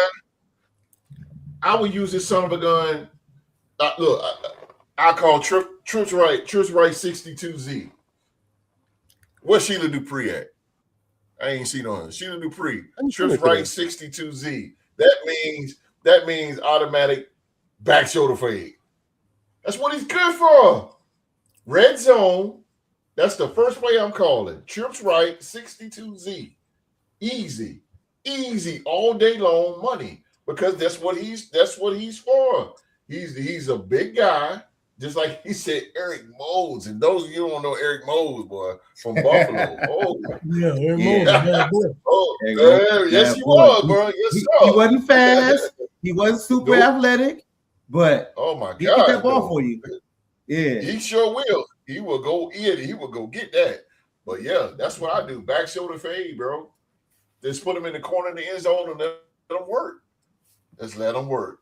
Like Supreme said, he's not the athletic guy that's gonna come in and just run a 4.3 and a 40 or 4. What they running 4.2s now? 4.2s and a 40. Like no, he's not. No. He's a big guy who's you just throw the ball up. He's going to go get it. I just don't even think somebody said he's like top 7. I don't think he's top 7 to me. Like, are you taking AJ Brown over DK Metcalf? Yes. Jamar Chase? No. I'm taking him over DK. Not over Chase. I'll take him over DK. CD Lamb. I'll take him slightly over DK. I think he's top 10 though. I think he's top 10. Malik Neighbors. Malik Neighbors, I can't put him in there, bro. JJ. Malik ain't gave me a full season yet. Marvin Harrison Jr. He ain't got 3 years in yet. Nah, Marvin Harrison Jr. I'm not giving him either. AJ's top 10, bro. AJ's top 10. I give him 10. Jalen Waddle, I would take him. Only because it's not too many stars as a wide receiver like it used to be. I think AJ's top 10. He's top 10. I feel like there's 10 players I would take. You can name at least 20. I don't know about that. Because if you look at the top 5, right? The top 5 is probably Puka, JJ, Jamar Chase, and then who else? Justin Jefferson. What are you kidding me? Probably CD Lamb, just based on Lamb. Okay, so top 5: Puka, Chase, JJ. I'm taking Mika Puka before him. CD Lamb, Marvin Harrison, JSN, Mike Evans. Mike Evans? No. Mike Evans is toast. He's done it. I'm talking about we're not talking about 15, you know what I mean? Like, AJ's top 10, man. AJ's top 10. What's up, Del? Top 10, man. What's up, Del? What's up with you? Armand I'll put Armand. Yeah, Armand. He's not really number 1 to me. Yeah, Armand's I give Armand top 10. I give Armand top 10. Yeah, I give him top 10, bro. But AJ's up there, man. He might be a head case, but he's up there. I might he's a take big guy, Christian. dog. AJ You Brown, know big what I guy, mean? dog. This is how much I talking would about for a literally wide receiver. consider. I would consider Brian Thomas Jr. You know what I mean? And he didn't have a You great take season last Brian year. Thomas Jr. Yeah. over AJ Brown? Give him some experience. It's because I don't want to risk that He got a locker point, room, though. bro. He got a point. Okay, Give so him That's the thing for me. some It's just experience, though. Brian Thomas, he gonna be nice, bro. You just gotta give him yeah, but I'm just like right now, AJ right Brown. now? No. AJ Brown's top 10. He's top 10. Hands down. He's You know one of the what? best. The thing is that I just don't know. Like, if I'm a GM and I'm in charge of a team and I'm saying, who do I got to replace my number one with? First quarterback. I don't even think about him. I just, because him, Brandon Ayuk, guys like that can destroy my locker room. I just cannot do that. That's my job on the line too. You know, got to think about that. Yeah, but that's something different with the locker room. I get the locker room aspect. I'm just talking about like play style, stats, skill. AJ's top 10. He might be number one in locker room cancer. That might be true. But as of like skill for receiver, he's top 10, bro. Top 10. AJ Brown's Portland Sutton. Long time subscriber. Oh, I ain't know you that. Where you been at, man? Where you been at? Long time subscriber. But where's for football? All day. He might be like 10 or 11 to me. If I might be able to just he gonna sneak in. I think he might sneak in because I'm looking at the so let's go by team, right? Whoever's got DJ Moore, Buffalo, right? Jalen Waddle, I put DJ Brown, Garrett Wilson, Zay Flowers, Jamar Chase, Jerry Jeudy, DK Metcalf, Nico Collins, Alec Pierce, Brian Thomas Jr., Arnell Tate, Portland Sutton, Rasheed Rice, Trey Tucker, Ladd McConkey. Trey Tucker, Matt McConkey, Devonta Smith, Terry McLaurin. These are guys that are listed as number one for each of their team, right? Roma Dunze, Christian Watson, JJ, Drake London, McMillan, Chris Olave, Google top 10 wide receivers. They got AJ Brown number 10. Marvin Harrison Jr. That's what I'm saying. AJ Brown is number 10, man. Mike Evans, Jackson, JSN. AJ Brown is 10, man. Google's an idiot. I give him 12. You give him 12. He might be right at the cutoff. I said Google's an idiot, and the thing might said be 3 or 4 guys that could probably argue for 10. Hey Google, I'm sorry. And AJ's one of them, maybe. My bad. Laquan. Yeah. Treadwell. He's got the size. Just doesn't have the hands or the skill. That's crazy. Laquan Treadwell? I just did a list right now. Oh my God, bro. Y'all reach it, bro. They're reaching. They playing games now. Treadwell, bro. I gotta go. Hold on. Let me see. Y'all reaching, bro. Y'all reaching hard. Laquan Treadwell. He was a prospect though. He just didn't fan him out. Might as well throw him. Holy yeah. I can't believe we on this AJ Brown crap. But okay. AJ Brown's good, man. He's just a head case. That's all it is. I'll roll with him. I'll take him any day on the Vikings. Put it like that. Any day. No. I knew one thing was gonna tell me no. No, I wouldn't. Hey. So let me ask y'all this. So who would y'all rather have? Someone that gets arrested or someone that wants the ball? I take him on my team now. I can take him. It depends on who you talking about getting arrested. I'm just saying. Who would you rather have? Somebody that gets arrested or somebody that wants the ball? You know, I'm just saying we gotta be real with it. I'm looking at it. I don't Jordan think Addison's great, but he gets arrested every year. I'd rather have Jordan Addison than have him. I mean, okay, I'm just asking the question because I'm an Addison guy, but Yeah, AJ Brown's a dog, man. Yeah. And AJ Brown don't get arrested. No, you don't get arrested, but I mean, I think Jordan Addison is a better receiver than he is. Route running, yes, and speed, yes. Yeah. Yes. He's just a big body, man. You know what I'm saying? It's hard to get that dude down when he gets the ball. Yeah. Running, I think the way he done the Eagles and the whole drama thing, it just put a stain on his head. Don't be throwing shade over at Addison. He don't like that.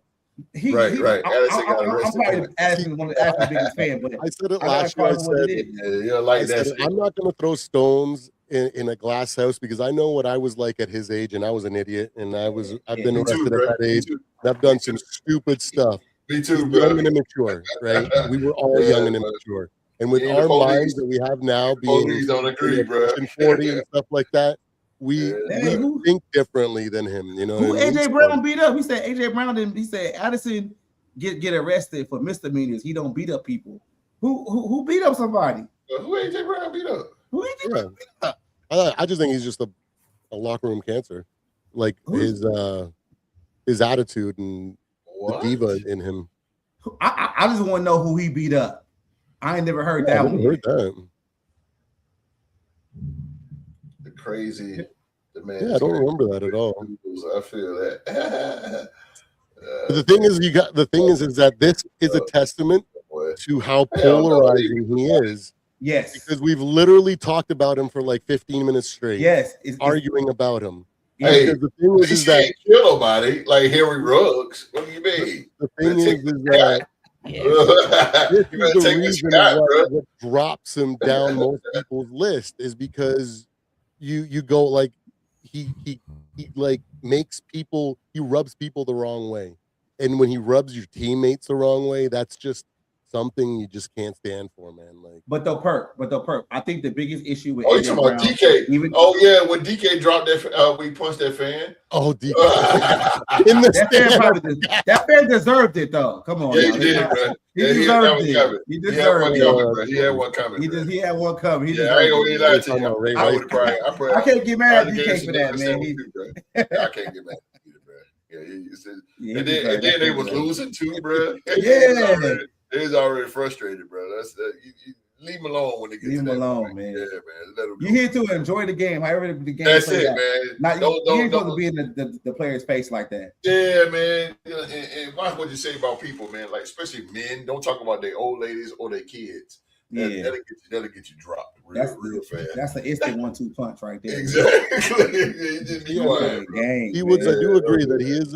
He's got skill. It's just I just It's can't the off the field stuff. It's And, just off the field stuff. And I just don't want to. and know that him leaking stuff to the media, that's huge in a locker room because people might not be able to trust him going forward. There you go.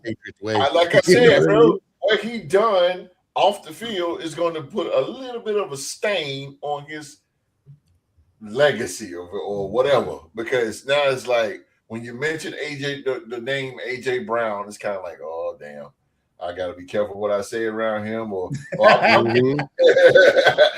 what I mean. I'm pretty sure those guys in the New England Patriot locker room probably look at him like when he came in the locker room, like, gave him that.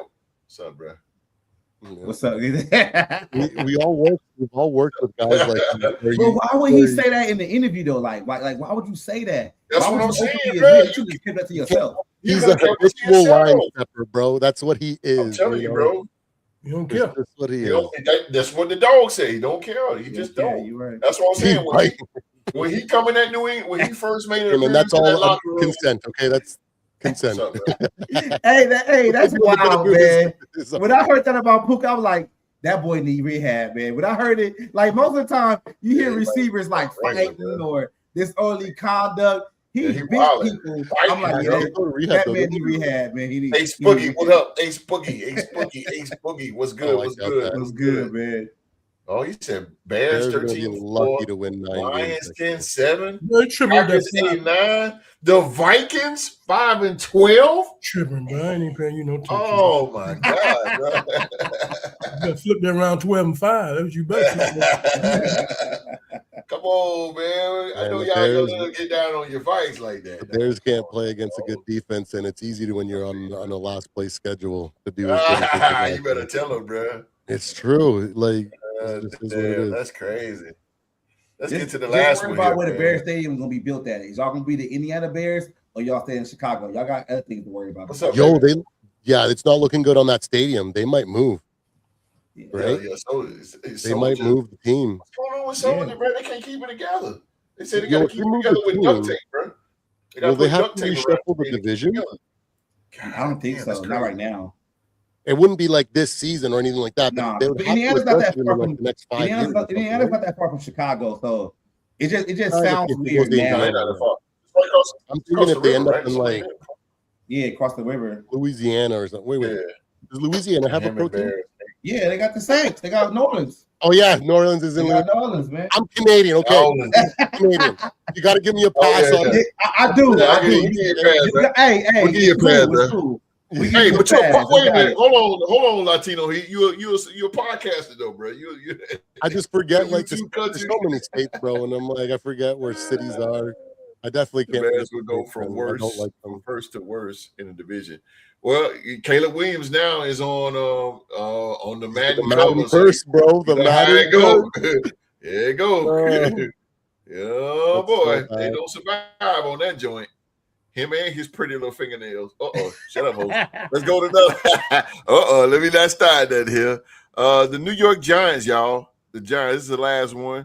The New York Giants have signed free agent wide receivers Odell Beckham Jr., JuJu Smith-Schuster, and Braxton Berrios.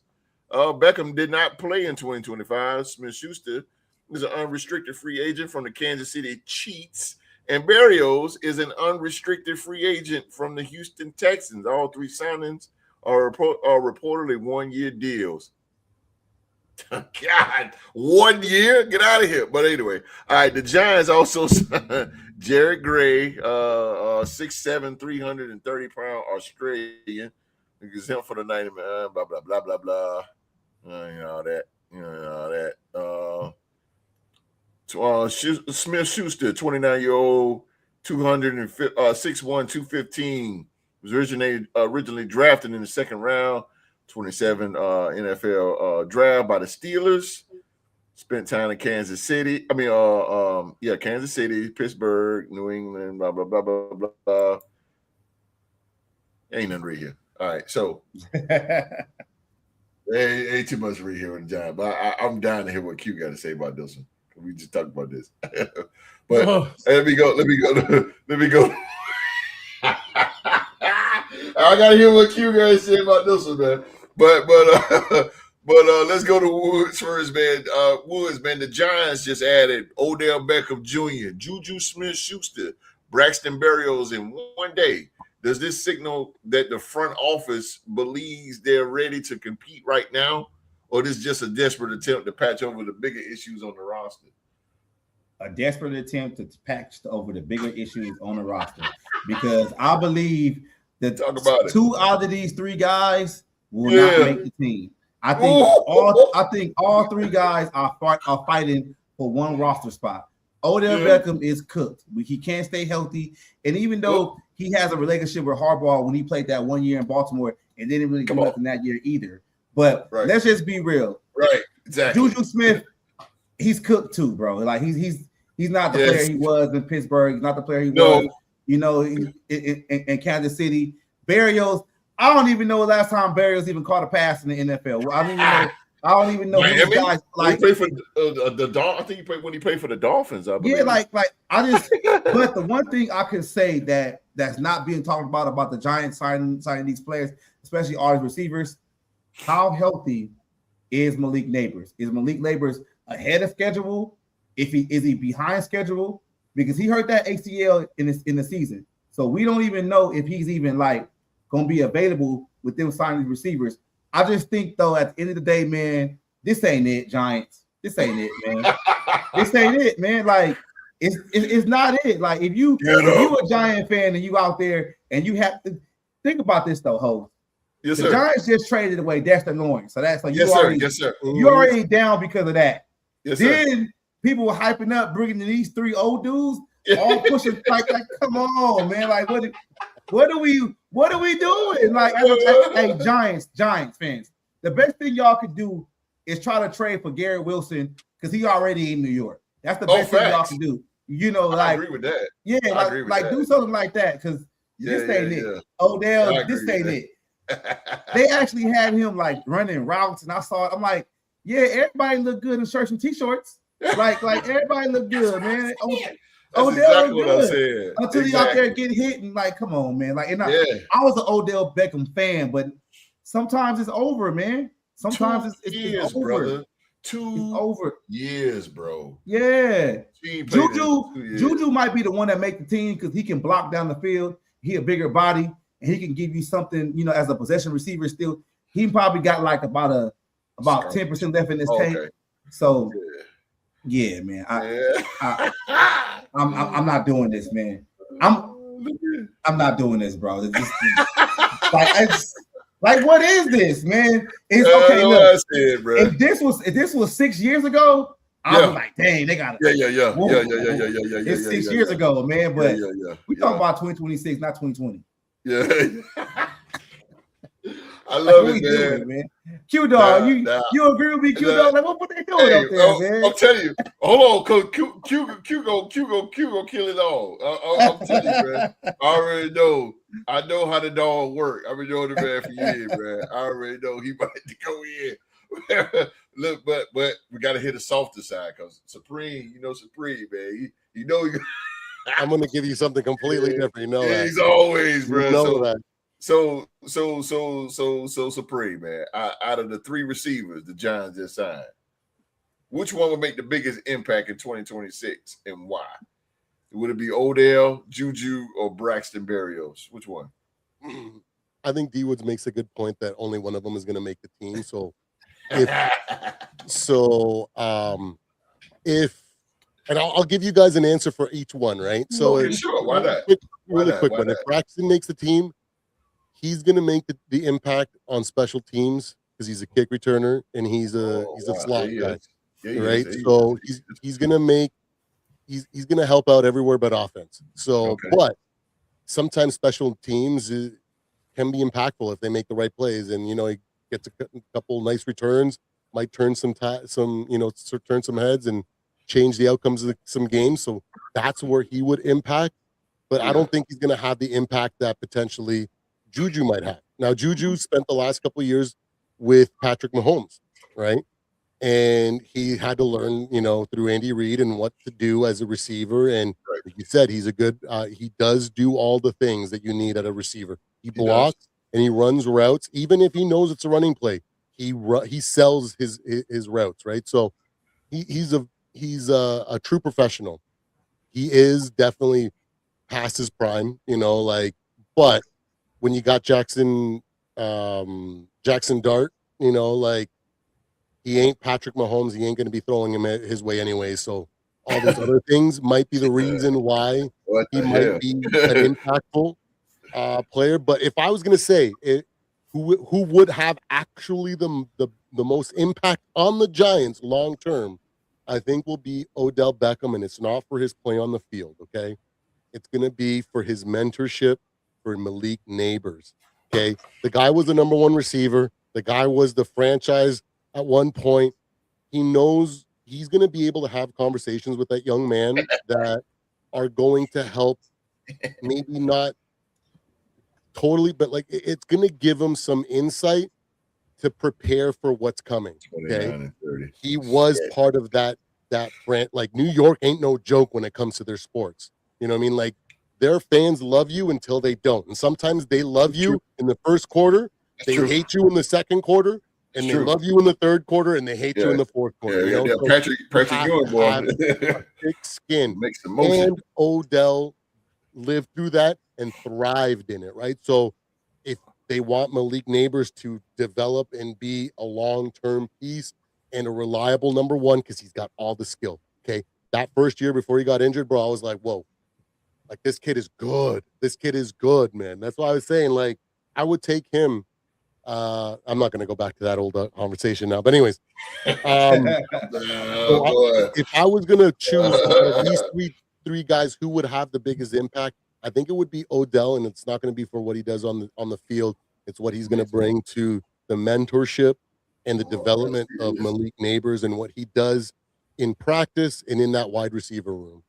Like, and then every once in a while, they're gonna have Malik out there. They're gonna have a whole bunch of other people, and they're gonna ignore him, and he might catch, a crazy touchdown, out of nowhere. But that's gonna be like it. He's gonna end up with like 260 yards receiving, 1 touchdown, maybe a 2-point conversion. That's basically what his stat line is going to be at the end of the year.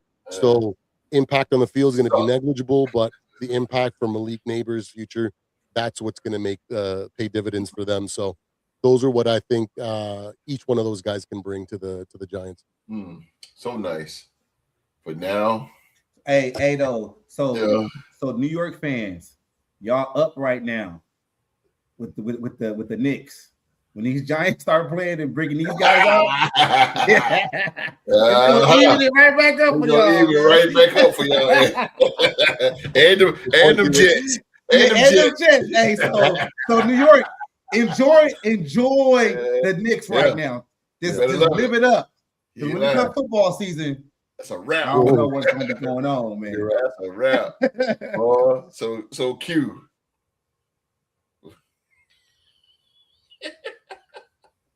Q. Now we just talked about this the other day, bro. We just talked about Drake London getting $100 million. All these wide receivers is getting these serious bags, bro.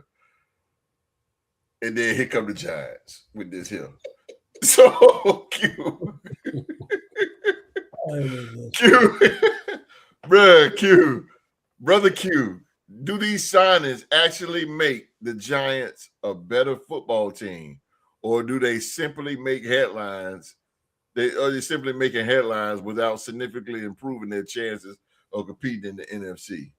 What do you think? I just don't know. I mean, you're talking about Odell Beckham Jr. Just the name alone is just probably just gonna light up the fans itself. But you're not gonna get nothing out of these two guys. I mean, I'm looking at it like, and then D-Rec, he big time, New York Giants fan that used to be on. Shout out to D-Rec, man. Shout out to D-Rec. D-Rec, man. And he always hollering Big Blue, man. But what does this do for Dart? What does it do for him? Right. I mean, this is supposed to be your franchise quarterback. This is what you think of him. I mean, this is what you think of this man. I mean, come on, man. Man, y'all trying to run that man out of New York. That's what you're trying to do. You're gonna break that That's what you're trying to do. And then on top of that, the scheduling committee is not making it better for you because the first week you're playing the Dallas Cowboys on Sunday night. They've been on you for the last 5 years. You ain't beat them in 5 years. I mean, it just get more terrible and terrible. But with Malik Neighbors, man, I really feel, man, that was my boy. I liked him. He was a dog. He was a go-getter, double team. He was kind of like showing me some Randy Moss-ish type plays when him being a rookie in the league. I hated that happen for him, man. I like to see players like that. Hoping he can come off that injury and be as productive as he was when he left. Yeah. But otherwise than that, man, I mean, come on, man. Come on. What is this, man? I mean, oh, Lord have mercy. You better hang your hat on some defense. That's the only thing I can tell you, but you got It's just this right here. I mean, what is this though? It's nothing to be excited about. I mean, like I say, what are you showing for your franchise quarterback? You're not giving him no kind of building blocks. Nothing that's going to support him until Neighbors come back and get back up to speed of the way he left off. I mean, this is. I mean, by the time Neighbors do come back, he might well just sit out another season. You might want to go. That's all right. I just go ahead. I just go out. Just go ahead and pull a Jason Tatum. Ain't no use in coming back, bro. Let them back, man. I just, it's really, there's nothing to say, man. It's not going nowhere. It just.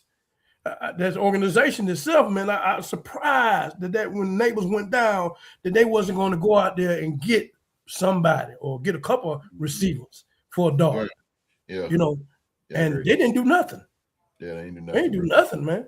Yeah. And like, there's a lot of receivers out there too. There was a lot of receivers. There was a lot of them out there. And I don't know, they didn't even draft one, I don't think. Nope. So I'm looking at it like, they did draft one. They got Malachi Fields for Notre Dame. He's pretty cool. Oh damn! Okay. That game was really good the last couple years. Malachi's straight. He's straight. Yeah. Hey, you know what? So he ain't gonna set the world on fire, but I was wrong. All three of them ain't gonna make the team now because ain't no room now. Fields got that spot on Fields got that spot. All three of them ain't gonna make it down. Yeah. You're trying to come up in this division. Truly the Cowboys and the Eagles. They're the one of the main 1 and 2 spots in this division. We all know that.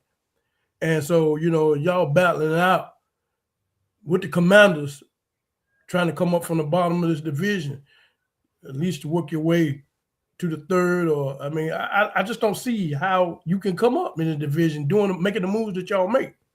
There's no way.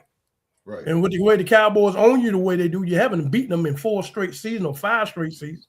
Yeah. It just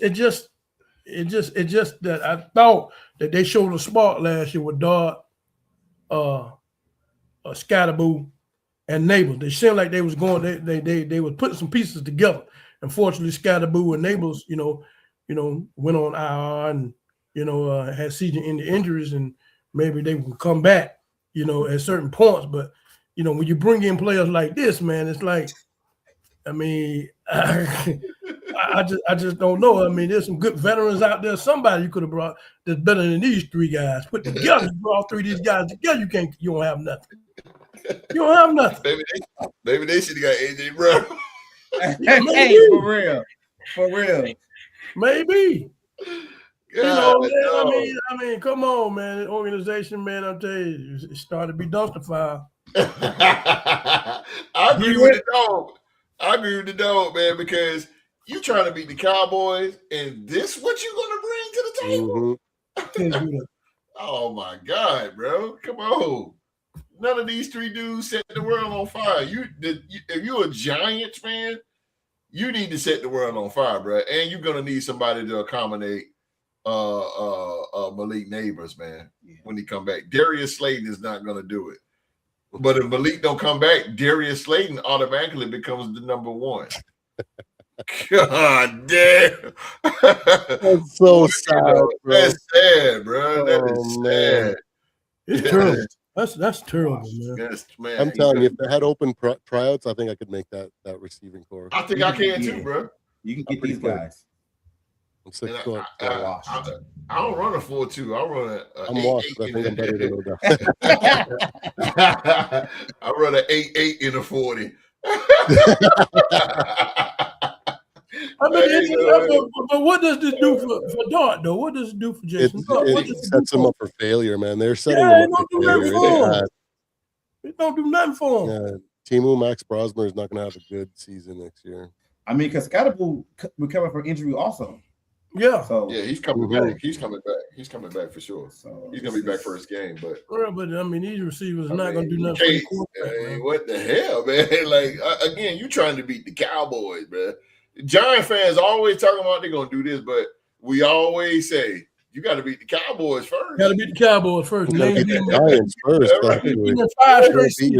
Yeah, 5 straight. You got to worry about beating them first. They got to beat them first. Then you got to deal with the Commanders in Philly. Yeah, man. Yeah, you got to worry about your division before you even start talking about playoffs, man. And that's what you gonna bring these 3 guys. Ooh. They're not making the team. They're not making the team. No, I don't think so. Jaden Daniels stays healthy and he put on some muscle. That might be scary for them to deal with for the next few years. Jaden Daniels. Because all he needs is to do what, like I've been saying it since last year. He needs to do what MJ did: hit the gym, start eating like a bodybuilder, and put muscle and mass on. Because you can't be that skinny and be taking hits as a quarterback. You're going to break, and we saw it last year. If he's durable and he's thick or thicker, like he'll be able to be resilient, and that's what they need because he's got all the talent and he's got the work ethic. And he has to understand too, he's an older quarterback coming into the league, you know, because where he was drafted, he's already like 25 or whatever. Like you can't keep racking up all these injuries before you get to your second contract. You need to put a couple of seasons together to where you are basically, ready to go. Keep your mama out your business. Yeah, that's true too. Hey, Cash, don't say that they host. They're around the corner from me, bro. They're around the corner from me. He had a shot at JuJu, bro. He had a shot. JuJu. Yeah. Mom Deuce wasn't letting that happen, bro. And Mama straight intercepted him like prime, bro. Like straight intercept. I think it was the age gap. Ain't JuJu still? She ain't even 21, right? How old is JuJu now? They both grown. Yeah, she don't want that publicity on her son right now. The grass on the infield, play ball. Hey, you said that, but they got a lot of dudes in trouble playing ball. I'm gonna mess around and get your boy locked up. No, right? We gonna be having a conversation, man. Hey, a regular guy like me, but I'm trying to get right. Yeah. But I understand you're in the limelight. You're a quarterback. Yeah, so you gotta lay he's low. older. He's like 25. Yeah. She's 19. She just turned 20. See, back in the day, that would be acceptable. What do you mean? That would be very acceptable. She gonna save women's basketball though, for real. Yeah, she gonna save it. She gonna save it. Mama needs to stay out of business though. Mama she gonna be a spark. Can't stand that shit right there. Mama, man, you're a grown man.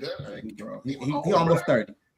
What I'm talking about? Why are you there? I mean, I know she is managing. I wouldn't have my mama as a manager. What? No. I couldn't have my mom as a manager though. Nah, my mama knew. I'd be broke first game. that part. Yeah, that part. What you talking about, bro? Let my mama get my money. She goes straight to Walmart. I want that, this, and that, and that, and this, and this, and that. No, mama. My mom's would have too. She done took care of everybody in the neighborhood, cousins, everything. I would have pulled them out. Hey, what's going on? Oh, your cousin needed this. Your auntie needed that. So I had to take care of them. But we good. Like, yeah, you did mama. Sweet. Yeah, Mama. Crazy, bro. Oh, man. Good gracious, bro. Good gracious. Oh, well, ladies and gentlemen, that's a good show, man. Good show. Great show. Thanks for having me, guys. Appreciate it. Man, look here, man. This right here, man. You fam now, bro. Whenever you do a show, you are fam. You are fam. You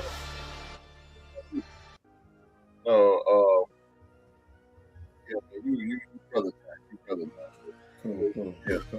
Well, let's get out of here, man. It's Saturday night.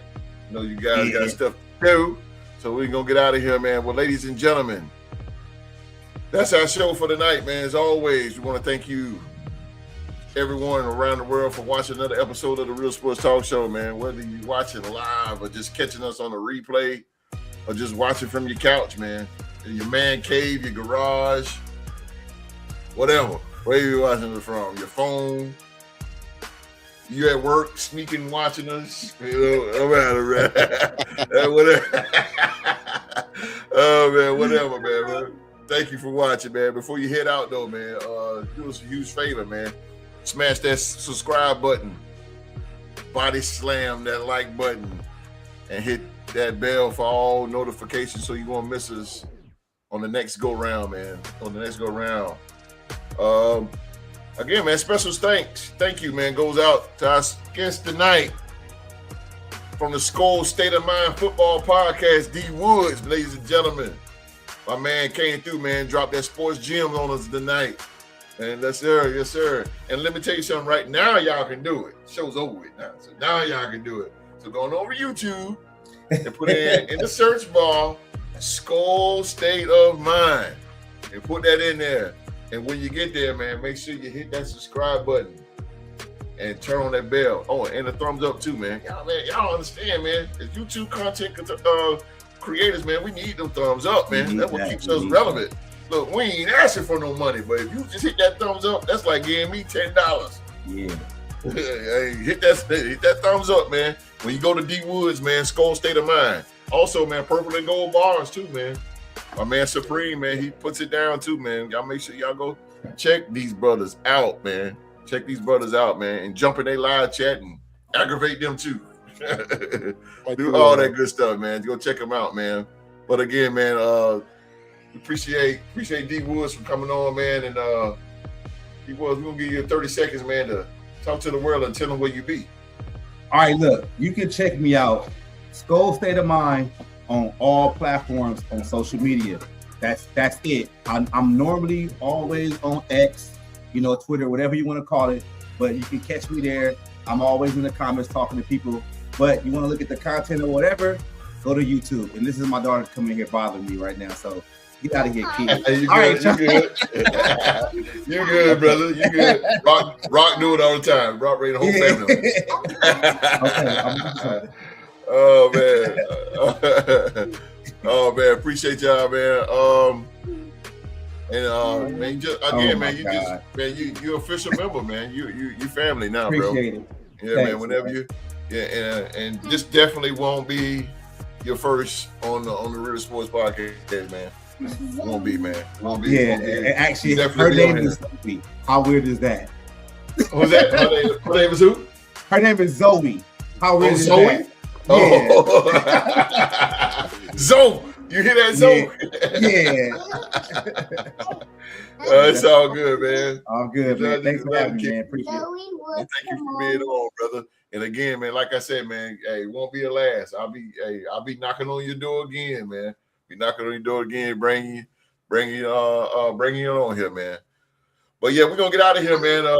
Folks, don't go too far though, because next Saturday night, man, is going to be absolutely a insane show next week. Zoe's back. Zoe's back. Zoe's back. Oh no. Oh, there you go. What up, Gil? What up, man? Yeah, what we up? about to end it. Yeah, we out of here, man. We out of here. We're a big podcast, baby. We go all the way. What you mean? Yeah, we wrap it up, Zoe. We about to wrap it up, though, bro. Right. We about to wrap it up. But yeah, man. Ladies and gentlemen, y'all make sure y'all come back next Saturday, man. It's gonna be a big, insane, absolutely insane show, because right here in this very ring, the Real Sport, we will have an NFL trivia. NFL trivia showdown. That's right. Latino Heat is gonna be putting his title on the line against. Wait. What's that show that used to be on ESPN? Stump the whatever what it's called? Y'all remember that back in the day? Mm-hmm. That's what you doing now? That's what's up. Oh, we do trivia. We do trivia, yeah. I like that, man. That's what's up. I don't know too many people good with the numbers than him like that, for real. He don't have me through my numbers game. So I would say if you coming on and you trying to get at him, you better get some studying, because he knows his numbers, man. I give him that. Okay. Well, we had to throw you in that trivia ring. Nah, I'm good. Freddie got it, man. But hey, look, I got to put you against that man right there. Yeah, we got to get those. They don't want to see the dog, boy. They don't want to see the dog, boy. I tell you, man. But yeah, man, it's gonna be Supreme Latino Heat. He's gonna be putting his title on the line against the 2025 MVP, Young Mark. That's right. Mark will be here next week. It's going to be Mark versus Supreme in trivia, man. Can Supreme a rematch continue his reign as champion, or will Young Mark become a 4-time NFL trivia champion, man? Find out next week. And the Real Sports Talk Show, man, that the show for the very first time next week will be hosted by Rockstar Rock. Let's go. Rockstar Rock he'll be calling the plays next week. So we'll see what Rockstar Rock got for the first time. And I ain't done yet, y'all.